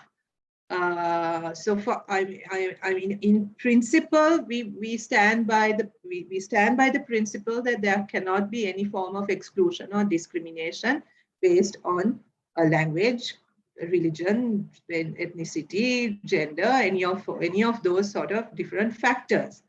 But how do you sort of enforce that, right? How do you enforce that? How do you make it something that that is workable? I think those are the challenges that we are going to face. But in terms of education, I mean, that is something that I was also trying to say. Actually, our education system is geared to favor the privileged, right? All sort of concessions or quotas. I think we are the only country, as far as I know, please correct me if I'm wrong, where we have quotas to protect the interests of the powerful, whether it's based on ethnicity or whether it's based on profession. Where else would you reserve places in schools for university academics and doctors? Right? I mean, in quota systems are generally used, as you said, as a tool for social mobility, not to preserve elites and not to preserve privileges. But we ourselves are complicit in this, right? We also demand that our privileges are maintained through these quota systems. So in that sense, what that whole idea of privilege, that is so sort of integral to how as a society we function, right? And very often we are unconscious about these things, but I think we are all complicit in this. So this is not something that can be simply resolved through, as I said, policies and new constitutions alone. That's necessary, but we really require a very robust critical debate on those kinds of power and relationships of power and privilege that exist in our society. And I think in this kind of the protest movement that is happening now, one of the positives that I'm seeing, of the many positives in the protest movement, is the space that has opened up to discuss some of these very, very difficult and entrenched issues that we are facing. Thank you. Professor Anil, you want to add anything to that? Yeah, I think so. Everything was just explained in detail, just adding something how it is connected to our policies. Actually, Sri Lanka is a country or a society where a diversity of identities prevail exist. But sometimes the different identities dominate over the other. So that is what these things happen. So in our political policies and our economic policies and all the policies, we simply do away with all the petty identities in terms of religious, ethnicity, or any other. So in Sri Lanka, even some identities are there, like a lower level beyond the caste even. So we frame our policies within in the first step within Sri Lankan identity, but Sri Lankan identity is also a created one. But how are we going to create this Sri Lankan identity? We bring to cover all those identities is the humanity. So humane quality. So humans are not allowed to suffer for anything, for any other differences or any other identities. Even our economic policies, political policies, foreign, so everything. So this is the number one. Actually, we have an agenda that the future agenda. First, we need to reach this level. The future agenda, that's what I just told you. Survival of human will not be a reality unless and until we step on to the global level, global consensus, and the cooperation from a cosmopolitan perspective. But as of now, we have not taken up that because that is a bit far. It's extremely difficult to first establish this. So first we will reach this juncture first. And we are clear, actually, we are open in this regard. Therefore, slowly but steadily, we would be able to achieve these things. Thank you very much. Sorry, I'm going to moderate one question from the audience directly and one from the chat box so that we give equal opportunity. And okay, this question I think goes to Anil's speech. It says, agree with your hegemony between the political and business peers. In terms of developing alternative structures, say in agriculture, can you give examples where you think there are good practice operating that you are suggesting? Can you give some? Of course. As Harini also highlighted, we are not going to just adopt any other models, as good practices and all those things as it is. But we have seen lots of practices, for instance, with respect to agriculture. We have collected lots of information, especially from Thailand agricultural network system, where farmers and other producers have become a part and parcel of the entire network that goes to international markets, international trade fairs and all those things. They are facilitated at a rural level also, like markets facilitated by the government, especially like in Sri Lanka, local authorities. But when it comes to urban areas, the central government facilitates what they call Talattai. So huge economic centers. Entire infrastructure has been provided by the government, including freight forwarding, banking, financing, and everything. But in that model, we have identified some weaknesses as well in the value distribution. So likewise, we by eliminating those weaknesses, and we try to bring such kind of system, especially in agriculture, we have seen this thing. In addition, even in other sectors as well, we have studied worker corps concept that is pretty much, it's becoming popular in Europe. It's like kind of advanced in a way, as he asked, whether it is cooperative. Just a kind of cooperative, so working or cooperating to achieve something in a the modern society, which is driven by technology, and where decision making would be taken democratically, information would be shared transparently. So therefore, everyone knows. So no stakeholder would be those stakeholders' interests would be deprived by the other. Why? One stakeholder is essentially needed to have the value for the other stakeholder. As of now, for example, if you go to a market, if you want to buy something, you may bargain and at most lowest price, because you do not think of the farmer or any other seller, because you live in highly individualized cage. Then you do not worry about the farmer, seller, or whether that will survive. But in this network system, in integrated system, no, everyone knows the information, how the value is distributed, even the concept of profit. So profit is, as of now, so there was another question I would like to connect it to. And are we against? No, we are not against profit. But what is profit? Because it is not any corresponding gain towards something that you have sacrificed. But if you work, your labor is given, you are given your salary. So the corresponding, what is profit? So it could be in any form, even if you get taken a bribe, or if you just bribe by ministers or anything, and under invoice, over invoice, and you gain your profit through legal system, that's your profit. So what we suggest is, we are not opposed profit, we are not opposing profit. We oppose the system that always promote individual profit maximization at any cost. Within this democratic system also, profit is something extra value that is not distributed among stakeholders. That would be there in this organizational structure. Then the stakeholders can discuss about how best they are going to deal with that excess value, profit, whether it is to be distributed or not. From the government side, we promote, okay, sizable amount of this excess value to be reinvested to have economic growth. So this is what, when it comes to this worker corps.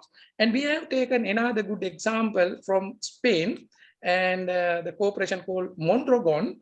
It is the #1 corporation in the Basque the area in the Spain. It has a long history of using this worker corps and the cooperative structure and the democratic decision making, something like we have taken, because the cooperation is governed based on generally agreed human principles. So it doesn't mean that we adopt them, but we have taken lots of inputs them, and we are studying. Likewise, finally, we believe and hope that if the rulers and mainly the politicians and those who run these economic circles are not corrupt, and it would be easy for us to implement these things. So one of the biggest problems with the present regime, politicians are connected to these corrupt networks.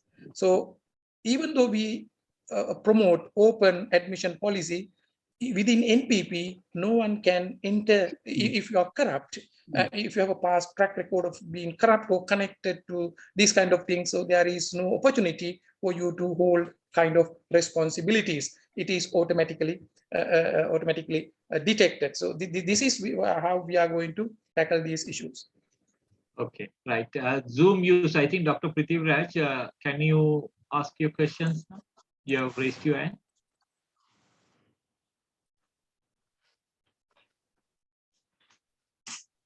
Can you hear me now? Can you Yeah, hear me? we can hear you. Okay. Yeah. Thank you, both of you, for sharing your mind and views with us. Appreciate that.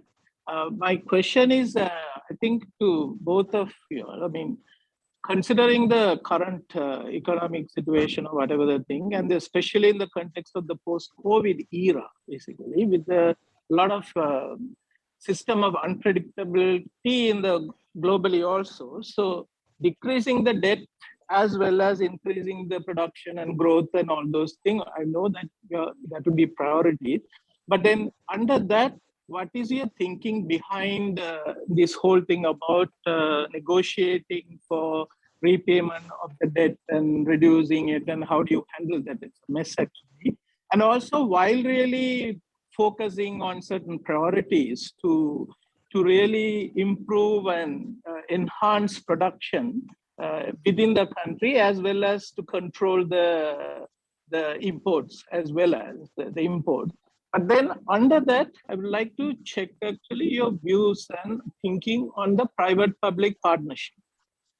And also the area of SMEs in that thing. Number two is also what are the things on the navigating this whole free policies. You know, the thing is that we boast about free health services and free education.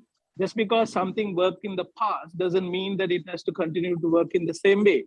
But of course, our goal is more of an equity basis, not just everyone is equal, but on the other hand, not everyone is equal when it comes in terms of accessing certain things. So how do you really view all those things in future when it comes to these? Yeah, I think there are so many questions. There are so many questions I have forgotten. I'll take the prioritized questions so that we can focus on that, because there are a lot of questions on the chat book also. Yeah. So can you focus on the? I will. I think so. He asked this question about this present. That is a critical issue about this. The government's move to go to IMF and rescheduling. What is the move? Actually, there is no harm, even if NPP comes to power, with respect to foreign debt, external sector. I'm not referring to the local debts. Local debts, we have lots of other solutions. But the foreign debts, of course, the first attempt that we are going to make is to see the avenues of rescheduling it, because there is no any other option. Because almost of all those loans either have been just wasted or corrupted and misappropriated. Lots of issues are there. So however, now we don't have adequate reserves. Then without rescheduling, it is difficult. So how are we going to reschedule? Actually, we have several options where we can take the support from internationally recognized institutions such as IMF. So we are being a member country. We are entitled to get their service. That is the article 4 consultation that we are supposed to do. In our government, we are ready to do this thing because we are transparent. So corrupt governments are a little bit reluctant to do this. That's the difference. However, they were forced to do this. In a way, it is good. Now that is how and why some unaccounted debts are coming up. So in their ISB, International Sovereign Bonds. Until recent past, no one knew that there was a particular bond, ISB, issued by Sri Lankan Airlines amounting to $175 million. So now government happened to reveal this information to IMF. So in a way, in terms of the transparency, it is good. So just simply speaking, that's good. But it is a temporary solution. Under our government, we will have a long-term plan, as I just explained you, how to build our foreign reserves, and we can tackle it, no problem. So what's the other one? Yeah, but just to nutshell, what are some of the things you will boldly want to scrap it actually from our existing system? Scrap it means, say, Sorry, for example, the scrapping. Scrapping means discard certain things. Say, for example, Sri Lankan Airlines, which is basically a more vanity prestige project. Yeah. Are you referring to state-owned enterprises? Are you referring to state-owned? Yeah, I think you are referring. Say for that is what example, even like my a vanity main project, like main Airlines, speech I just explained you.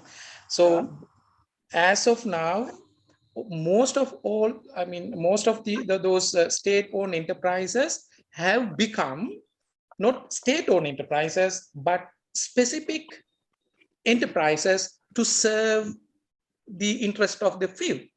So therefore, we can't say categorically that this would be done this way. That we need to do a very careful investigation of those things, and we prioritize what institutions will be more critical, where the government should run, what institutions require reforms, and what institutions even we can think of either, as you suggested, public-private, or even any other restructuring. So we are open for this thing by taking into account all the time the public interest. Specifically, you ask another question about having public-private partnerships. Of course, there is no problem, but we have identified many weaknesses in the present system of public-private partnerships. Why? Most of those public-private partnerships operate within, again, individual profit maximization. So private sector, the individual profit maximization, public sector is somewhere else. So when the corrupt regime is there, corrupt regime allows the private sector to really screw the public sector and amass wealth into the hands of private sector. So that is why public-private sector or the programs have become failed.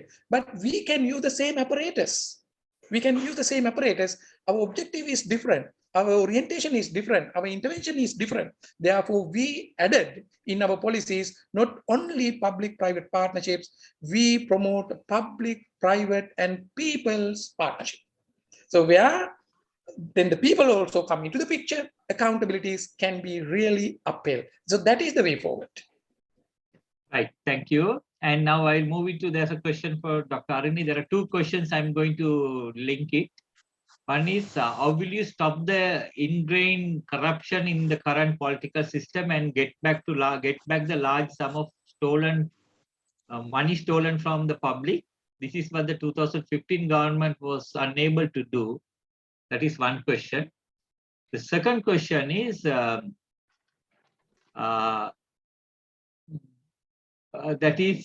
you remove some of the privileges given to the parliament members, which can be considered undue and unnecessary privileges?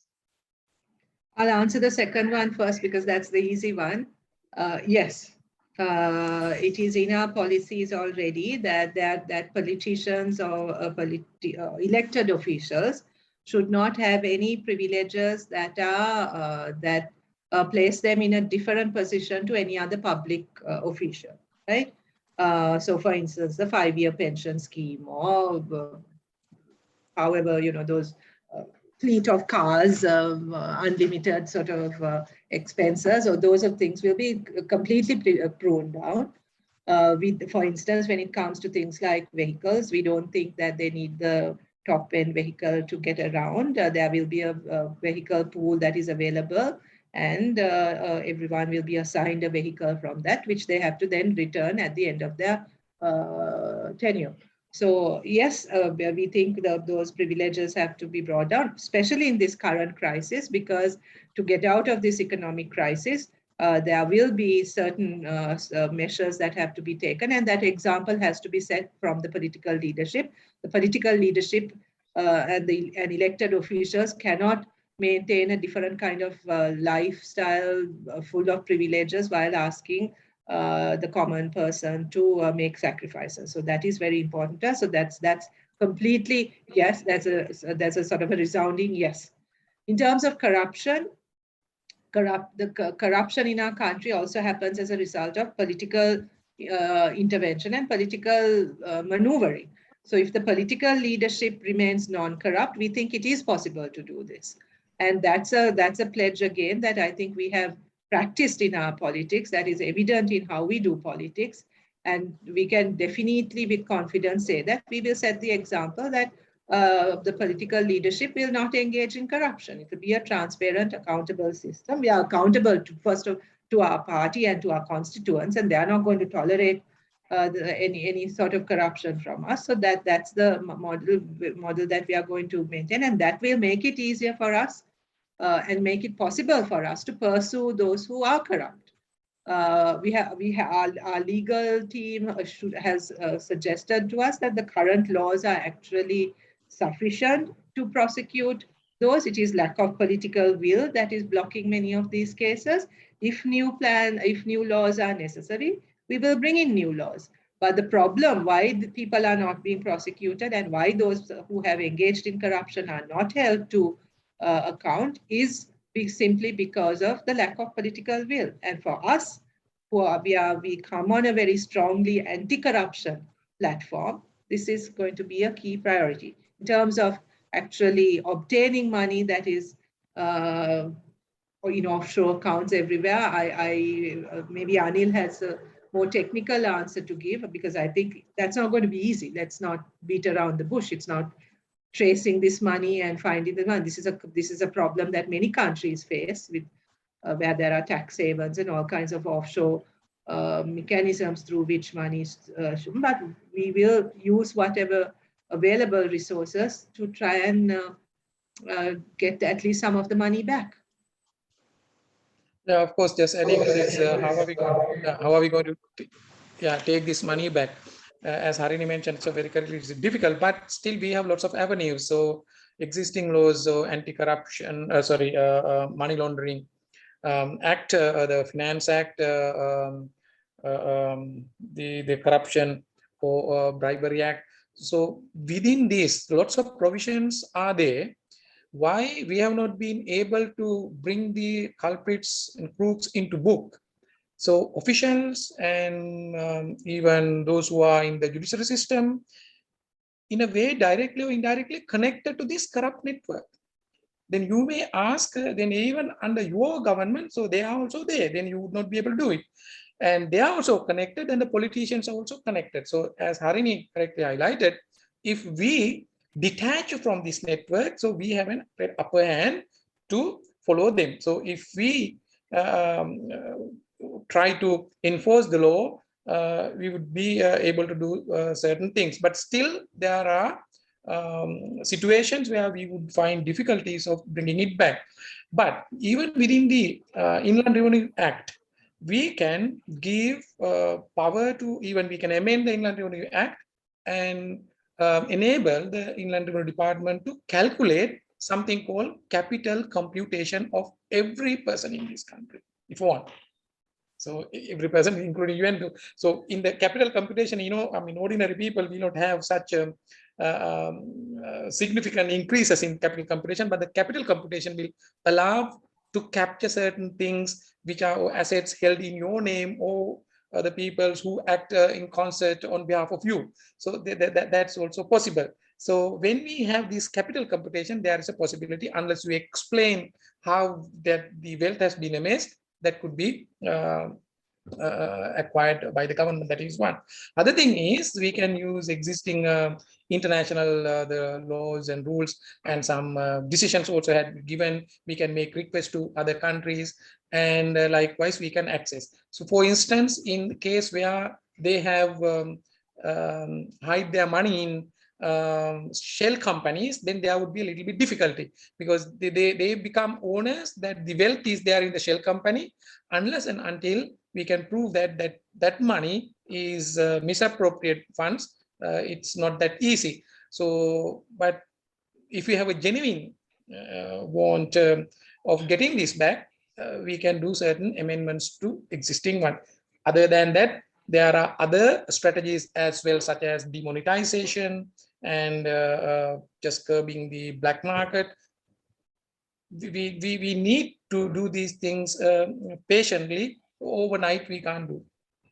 But we are highly determined and committed. We want, because it is not simply theft or misappropriation of funds, especially if someone has taken the wealth belongs to the general public. It is a crime, financial crime. So therefore, they should be punished. Our stance is this: punish and forget, and not to punish and keep it in mind. So there are the slogans, right? Sometimes, so already now forget, and they have done all those things, no? And therefore, better not to punish. But you better keep in mind those people stole lots of money, no? We follow the rule, we punish and collect as much as possible. After that, we forget. So that's what we think of. Okay, Actually, this can be done, Mahen, this can be done with the support of the people also. If we are we are not going to be a part of this particular network, it is easy. That is the biggest challenge. Therefore, our policies are there to assure that we will not be corrupt. Because, for instance, in our case, like as of now, there are the discussion that we need to get together and chase away Rajapaksa and all. No, it shouldn't be something like chasing away Rajapaksa, chasing away the system. So therefore, if we have to get together for what? Not to share benefits, but to achieve these noble objectives of upholding the public interest. So therefore, in that process, the person who is just doing this, I am not trying to even hold any portfolios or any position. If I ask, oh, I should be given this portfolio, that portfolio, then we will form a government. No, number one, finish. If I ask, okay, I should be given this portfolio, I am disqualified to hold that position. Right. This question is to Professor Anil. There's quite a lot of questions. I'm going to combine that and ask. Sure. I'll also try to shorten the answer. Yeah, combine that in asking two questions. One is JVP is still remembered for past violence and also its involvement in the university level politics, which are considered to be violent and so on. Because most of us, or all of us from the university, state university, so we have that, or maybe some of us will have that opinion. So what is the situation with regard to that now? And JVP also, throughout the history, we have noticed that maintaining or maintained anti-Indian stance. So has it been changed or is it still continuing? What is the situation? I think I just give a very short answer. I think Harini can also add something to that question. First, I'll ask this anti-Indian. It is a context-specific situation. So JVP, we are now just, I'm answering as a constituency to National People's Power. Therefore, we can talk about JVP. Even if you want to get more information, we can just consult another JVP as well. From our understanding, by working with them, so it is context-specific reason. The JVP does not have such a policy, hatred policy against that country, this country. But that was a special historical moment where the sovereignty of the country was challenged. So that's why. So in that way, so they have the right and moral obligation of intervening these things. So other than that, so JVP does not have such policies. For instance, even our foreign policies, even though I just mentioned that we are going to implement non-aligned policies. So by considering the geopolitical realities, so India is the country we will very closely work with. We'll consult with them. It doesn't mean that we are just entering into any other agreements, because it's a reality. So we'll live within that. So consensus can be reached accordingly. So that's a short answer to that. And the JVP is the past, the reference to 89, 88, 89, 70, and all those things. If we refer it as an incidence again now, just referring back. Sometimes we don't know what happened, so those who even refer. Again, if you go to that particular context, it was not something JVP just adopted and maintained such a policy or engage in that kind of things. In that civil war situation, when that was brought by the regime then, of course. So no one talks about who really initiated this, when both UNP and SLFE 71 and 89. So of course, so in their engagement, they have made lots of statements on this as well.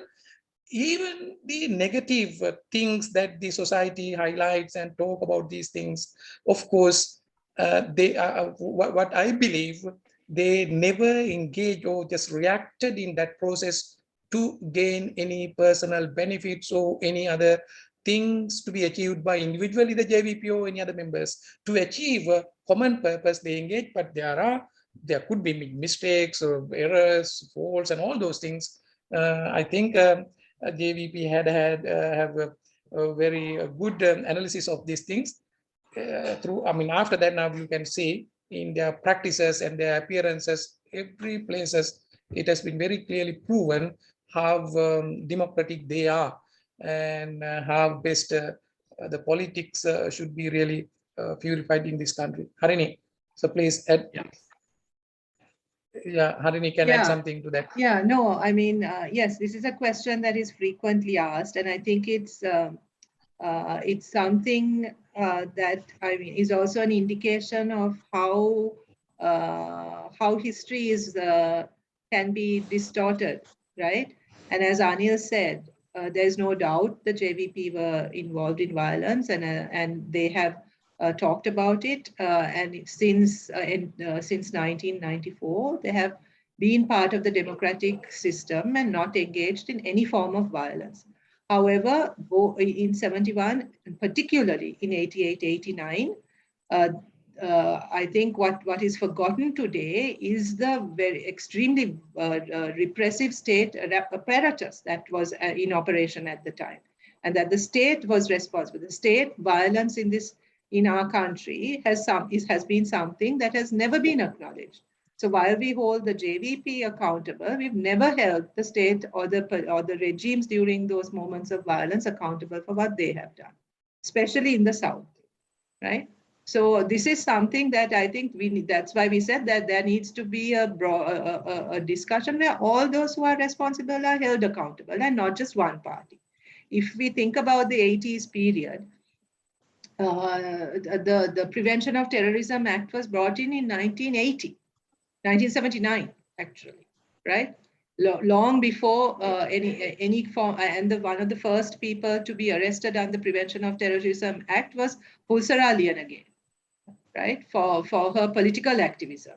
She was the first Sinhalese woman to be arrested under the PTA, right? And this had nothing to do with any. So they had the way in which the state used terrorism and used state security to sort of repress dissent, and how that created the conditions for armed militancy is something also that we need to take into account. There were several militant groups during that time. Some of those groups were backed by the state.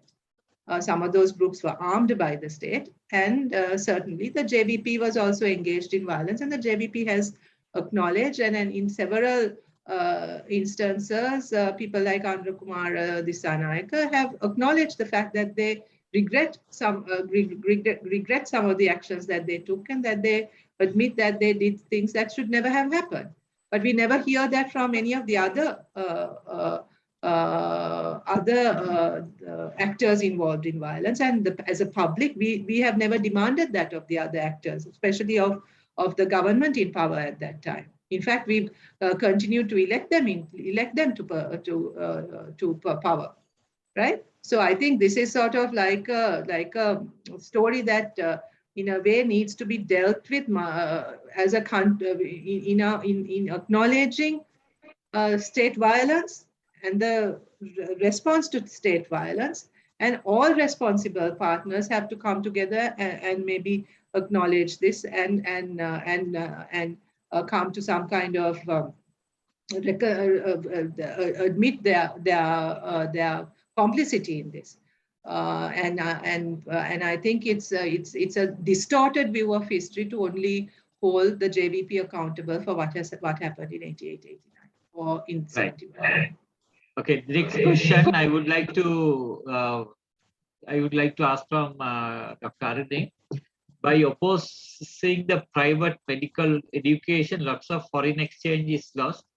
Why only the medical when all the other fields, private ventures are allowed? What do you think? No, it is certainly, yeah, true. It shouldn't be only the medical sector and medical private education that needs to be considered carefully. Any kind of private education needs to be considered on its merits based on what I said earlier.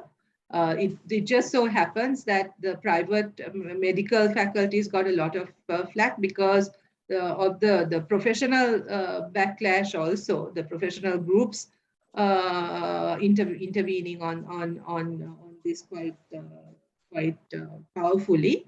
Also because that has a very direct link then to admission criteria, and in many of the instances where the most recent, like say the CITEM example, there were very huge that was a very specific problem with CITEM, with its entry qualifications, its quality control, the way in which it was established, which went against many of the accepted regulations. So that was a very specific example. And more recently with the Kotalavala Defense University, it was the resistance to that was on the militarization of education, and the fact that the state was getting involved, the state was actually getting in. There's a huge debt, Anil, I think that has been taken on behalf of Kotalavala Defense University. One of the biggest state loans is for Kotalavala Defense University. So there's a huge financial burden that has been also taken there by the state when the state university system is in dire need of funds. So there's a huge financial problem going on there, and also the militarization of education. So there were those two most recent examples that there were specific reasons why there was resistance, not just because it was private, but as a whole, what we said was private institutions can offer education as long as they are willing to be regulated, and as long as they fall within the framework that regulates the national education system. I think one more question with you, Dr. Arane. I think after that I will move to Professor Anil. This question is Professor Arane, brilliant. Thanks.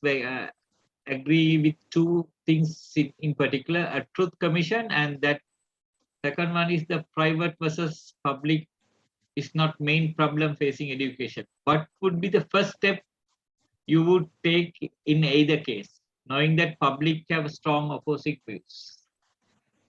Yes. So I'm assuming that in both cases, meaning for reconciliation and for education. Yeah. Okay. Yeah. So in terms of reconciliation, I think we are proposing something like a truth commission. This is something so that, I mean, yes, we've already had many commissions, but a truth commission that is also linked to some reconciliation mechanism. We have also proposed anti-discrimination commission that functions as an independent body, like the Human Rights Commission, where people can, people's grievances can be dealt with. So, but also we think, I mean, we need independent institutions. We need independent, we need our judiciary, and we need other public bodies to function independently. So there needs to be constitutional, urgent constitutional reforms. A new constitution will take time. A new constitution that proposes a new social contract between the citizens and the rulers. But in the meantime, at the very least, we think The 20th Amendment has to go. We have to come back to a better 19th Amendment, where through the independence of some of the structures, some of these problems can be addressed, not all, but that reconciliation process we think is a more longer term thing. Also the change that, within our education system, we think that those things have to be addressed. With regard to education, it's such a mess. I mean, ever since I entered Parliament, the most number of public inquiries and the public letters that I have received have been to do with education, and it's to do with everything from administration to student grievances to promotion issues. So the entire structure has actually collapsed. So I would say the first thing is, before we do anything too dramatic and too ambitious, get some systems in place for the governance of education to function better.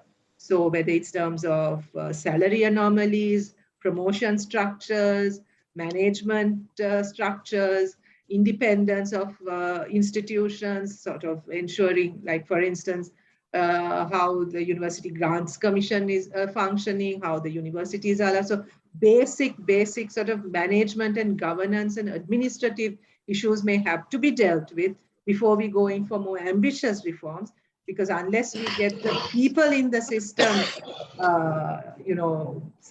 their grievances dealt with and ready to implement these reforms, we will never be able to really fix the education sector. Right. Dr. Anil, Professor Anil, Please. Yeah. The question to you is, if you say these issues are mainly due to political and not economy, is there a possibility to have a strong economic standing which does not fluctuate for politics? Yeah, I think so. Just to correct that statement, so I did not say that is not due to economics or mainly politics. They are intertwined and interconnected. As of now, we face both the political and economic problems. So in any country, if you just carefully analyze the gravity of the issues, or the root cause of the issues, whether it is economic or how it comes to general public, the root cause, the base is the economy. So what has happened, the undemocratic economic system which maximizes promotes this maximization of individual profit has really encroached into political system. Now it has created a political mess as well. Why? They have also become a part of this corrupt system. So in fixing this thing, how are we going to fix it? So we can't fix economic system simply ignoring the political system. So that is now, as of now, some people try, okay, just come out with a good suggestion how to solve this problem within this system. Now the government is facing a huge the crisis, even foreign crisis and all. So why don't you suggest something? So we can't solve, no matter how fantastic ideas that you put forward. So that the corrupt political system will never ever rectify that. So what I just suggested was, we need to integrate it, both the political and economic system by upholding the basic the principles of good governance and humanity. So that then only we would be able to at least think of it. So there is a chance, being humans, when you hold an agency, being politician, actually this is the place, even in the corporation also you see this agency that is a little bit hidden, but when it comes to politics you see it, agency, president, cabinet, minister, whoever, any representative, you hold an agency is with lots of power. This power can be easily used unless there is a very good governance system to have personal gains. So that is why the Harini very clearly mentioned that in our political restructuring and the policies, we need to have a very strong and transparent and accountable governance system. even no matter whether I do not have any past track record that I am not corrupt, but whenever I am appointed to a place, an agency, there is a chance, risk is there. So therefore, we established, I am made accountable, transparent, and accountable. So this is how, I mean, unless we do this thing, it's difficult to fight against the corruption, because the corruption circle regime is so powerful. They are interconnected to great extent. So that would be the biggest challenge that we'll have to face in the future. But we strongly believe that since we political, in terms of political ideology, we are very clear what we are going to do. If we are not clear of these things, there is a risk that we would be trapped. So these things are even highlighted in real stories around the world and so many places, how powerful they are.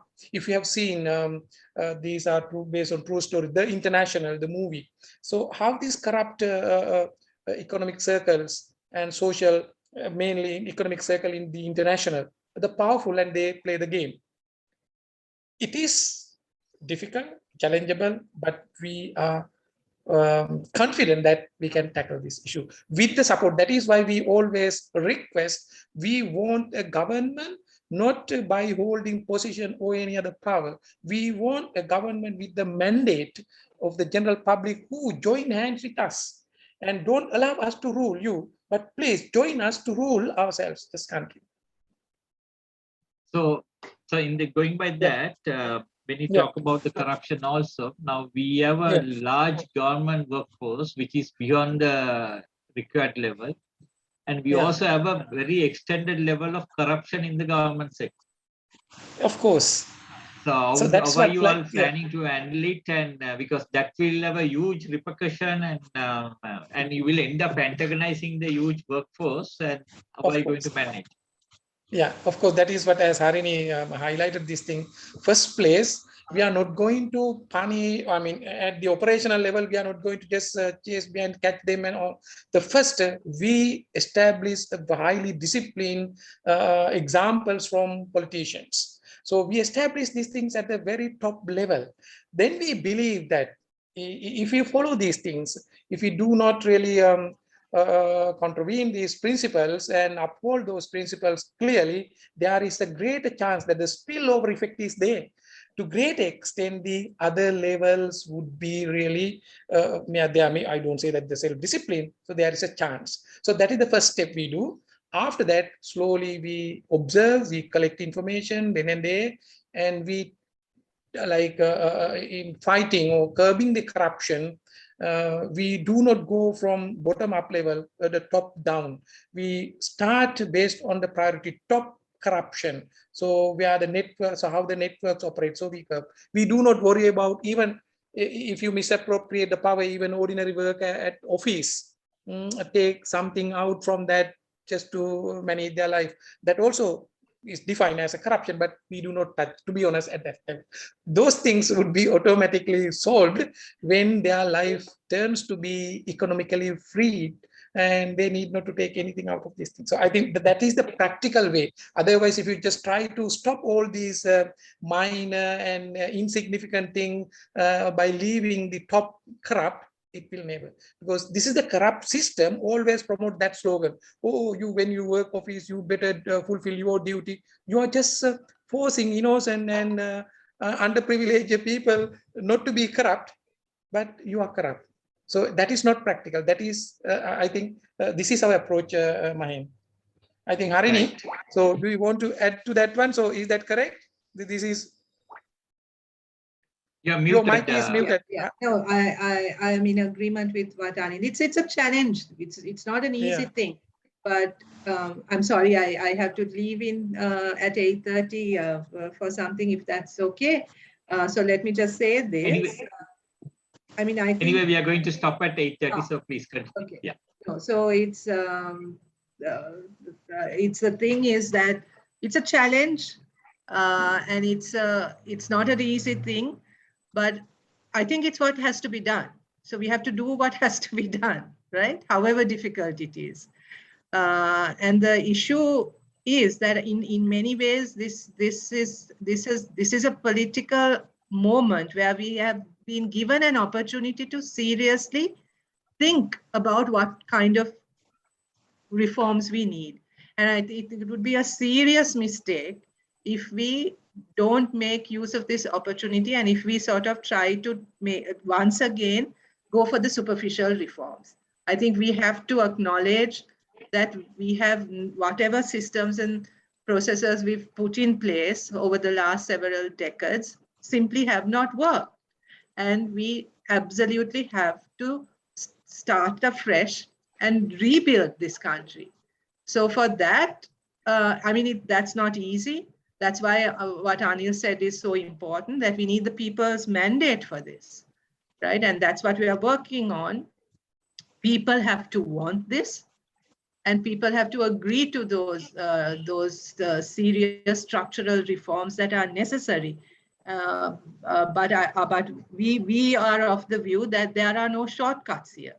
I mean, I think this experience, this most recent crisis, should show us that we have now hit rock bottom, right? And I mean, we are experiencing, in a way, failure of all our systems. So this can't be rescued through a sort of a patch, like a sticking plaster approach. We have to seriously reform, and that's what we need to go for, and that's what is necessary. And we need to see the link between the political system and our economy, because politics is ultimately about power distribution and resource distribution, and that's also, so decisions about the economy are made politically, right? So unless we recognize the political reforms that are necessary for, and the link between the political culture and the economics, we are not going to be able to actually shift anything, right? It will be a very temporary solution, if at all. So I think that's the challenge that we have before us, and that's the challenge that, at least for the NPP, we want to work on. So thank you very much for this. If you don't mind, we'll almost finishing okay, it. all So right. let me thank both Dr. Arini and Professor Anil to taking their time off and giving us this opportunity to talk to us and explain. And also thank you for the membership to participating and posing your questions. I know some of the questions we couldn't handle it because it's taking time, and this is not something that we could do it within 1.5 hours or 2 hours time, but still we exceeded 2 hour time and gone up to 2.5 hours. So thank you again, Dr. Arini, Dr. Anil, and Professor Anil. Yeah. And thank you very much. And this is a continuous session for the membership. And the membership, you will also receive some more notification with regard to similar programs. We will keep you posted. And thank you very much. Thank you. All of you.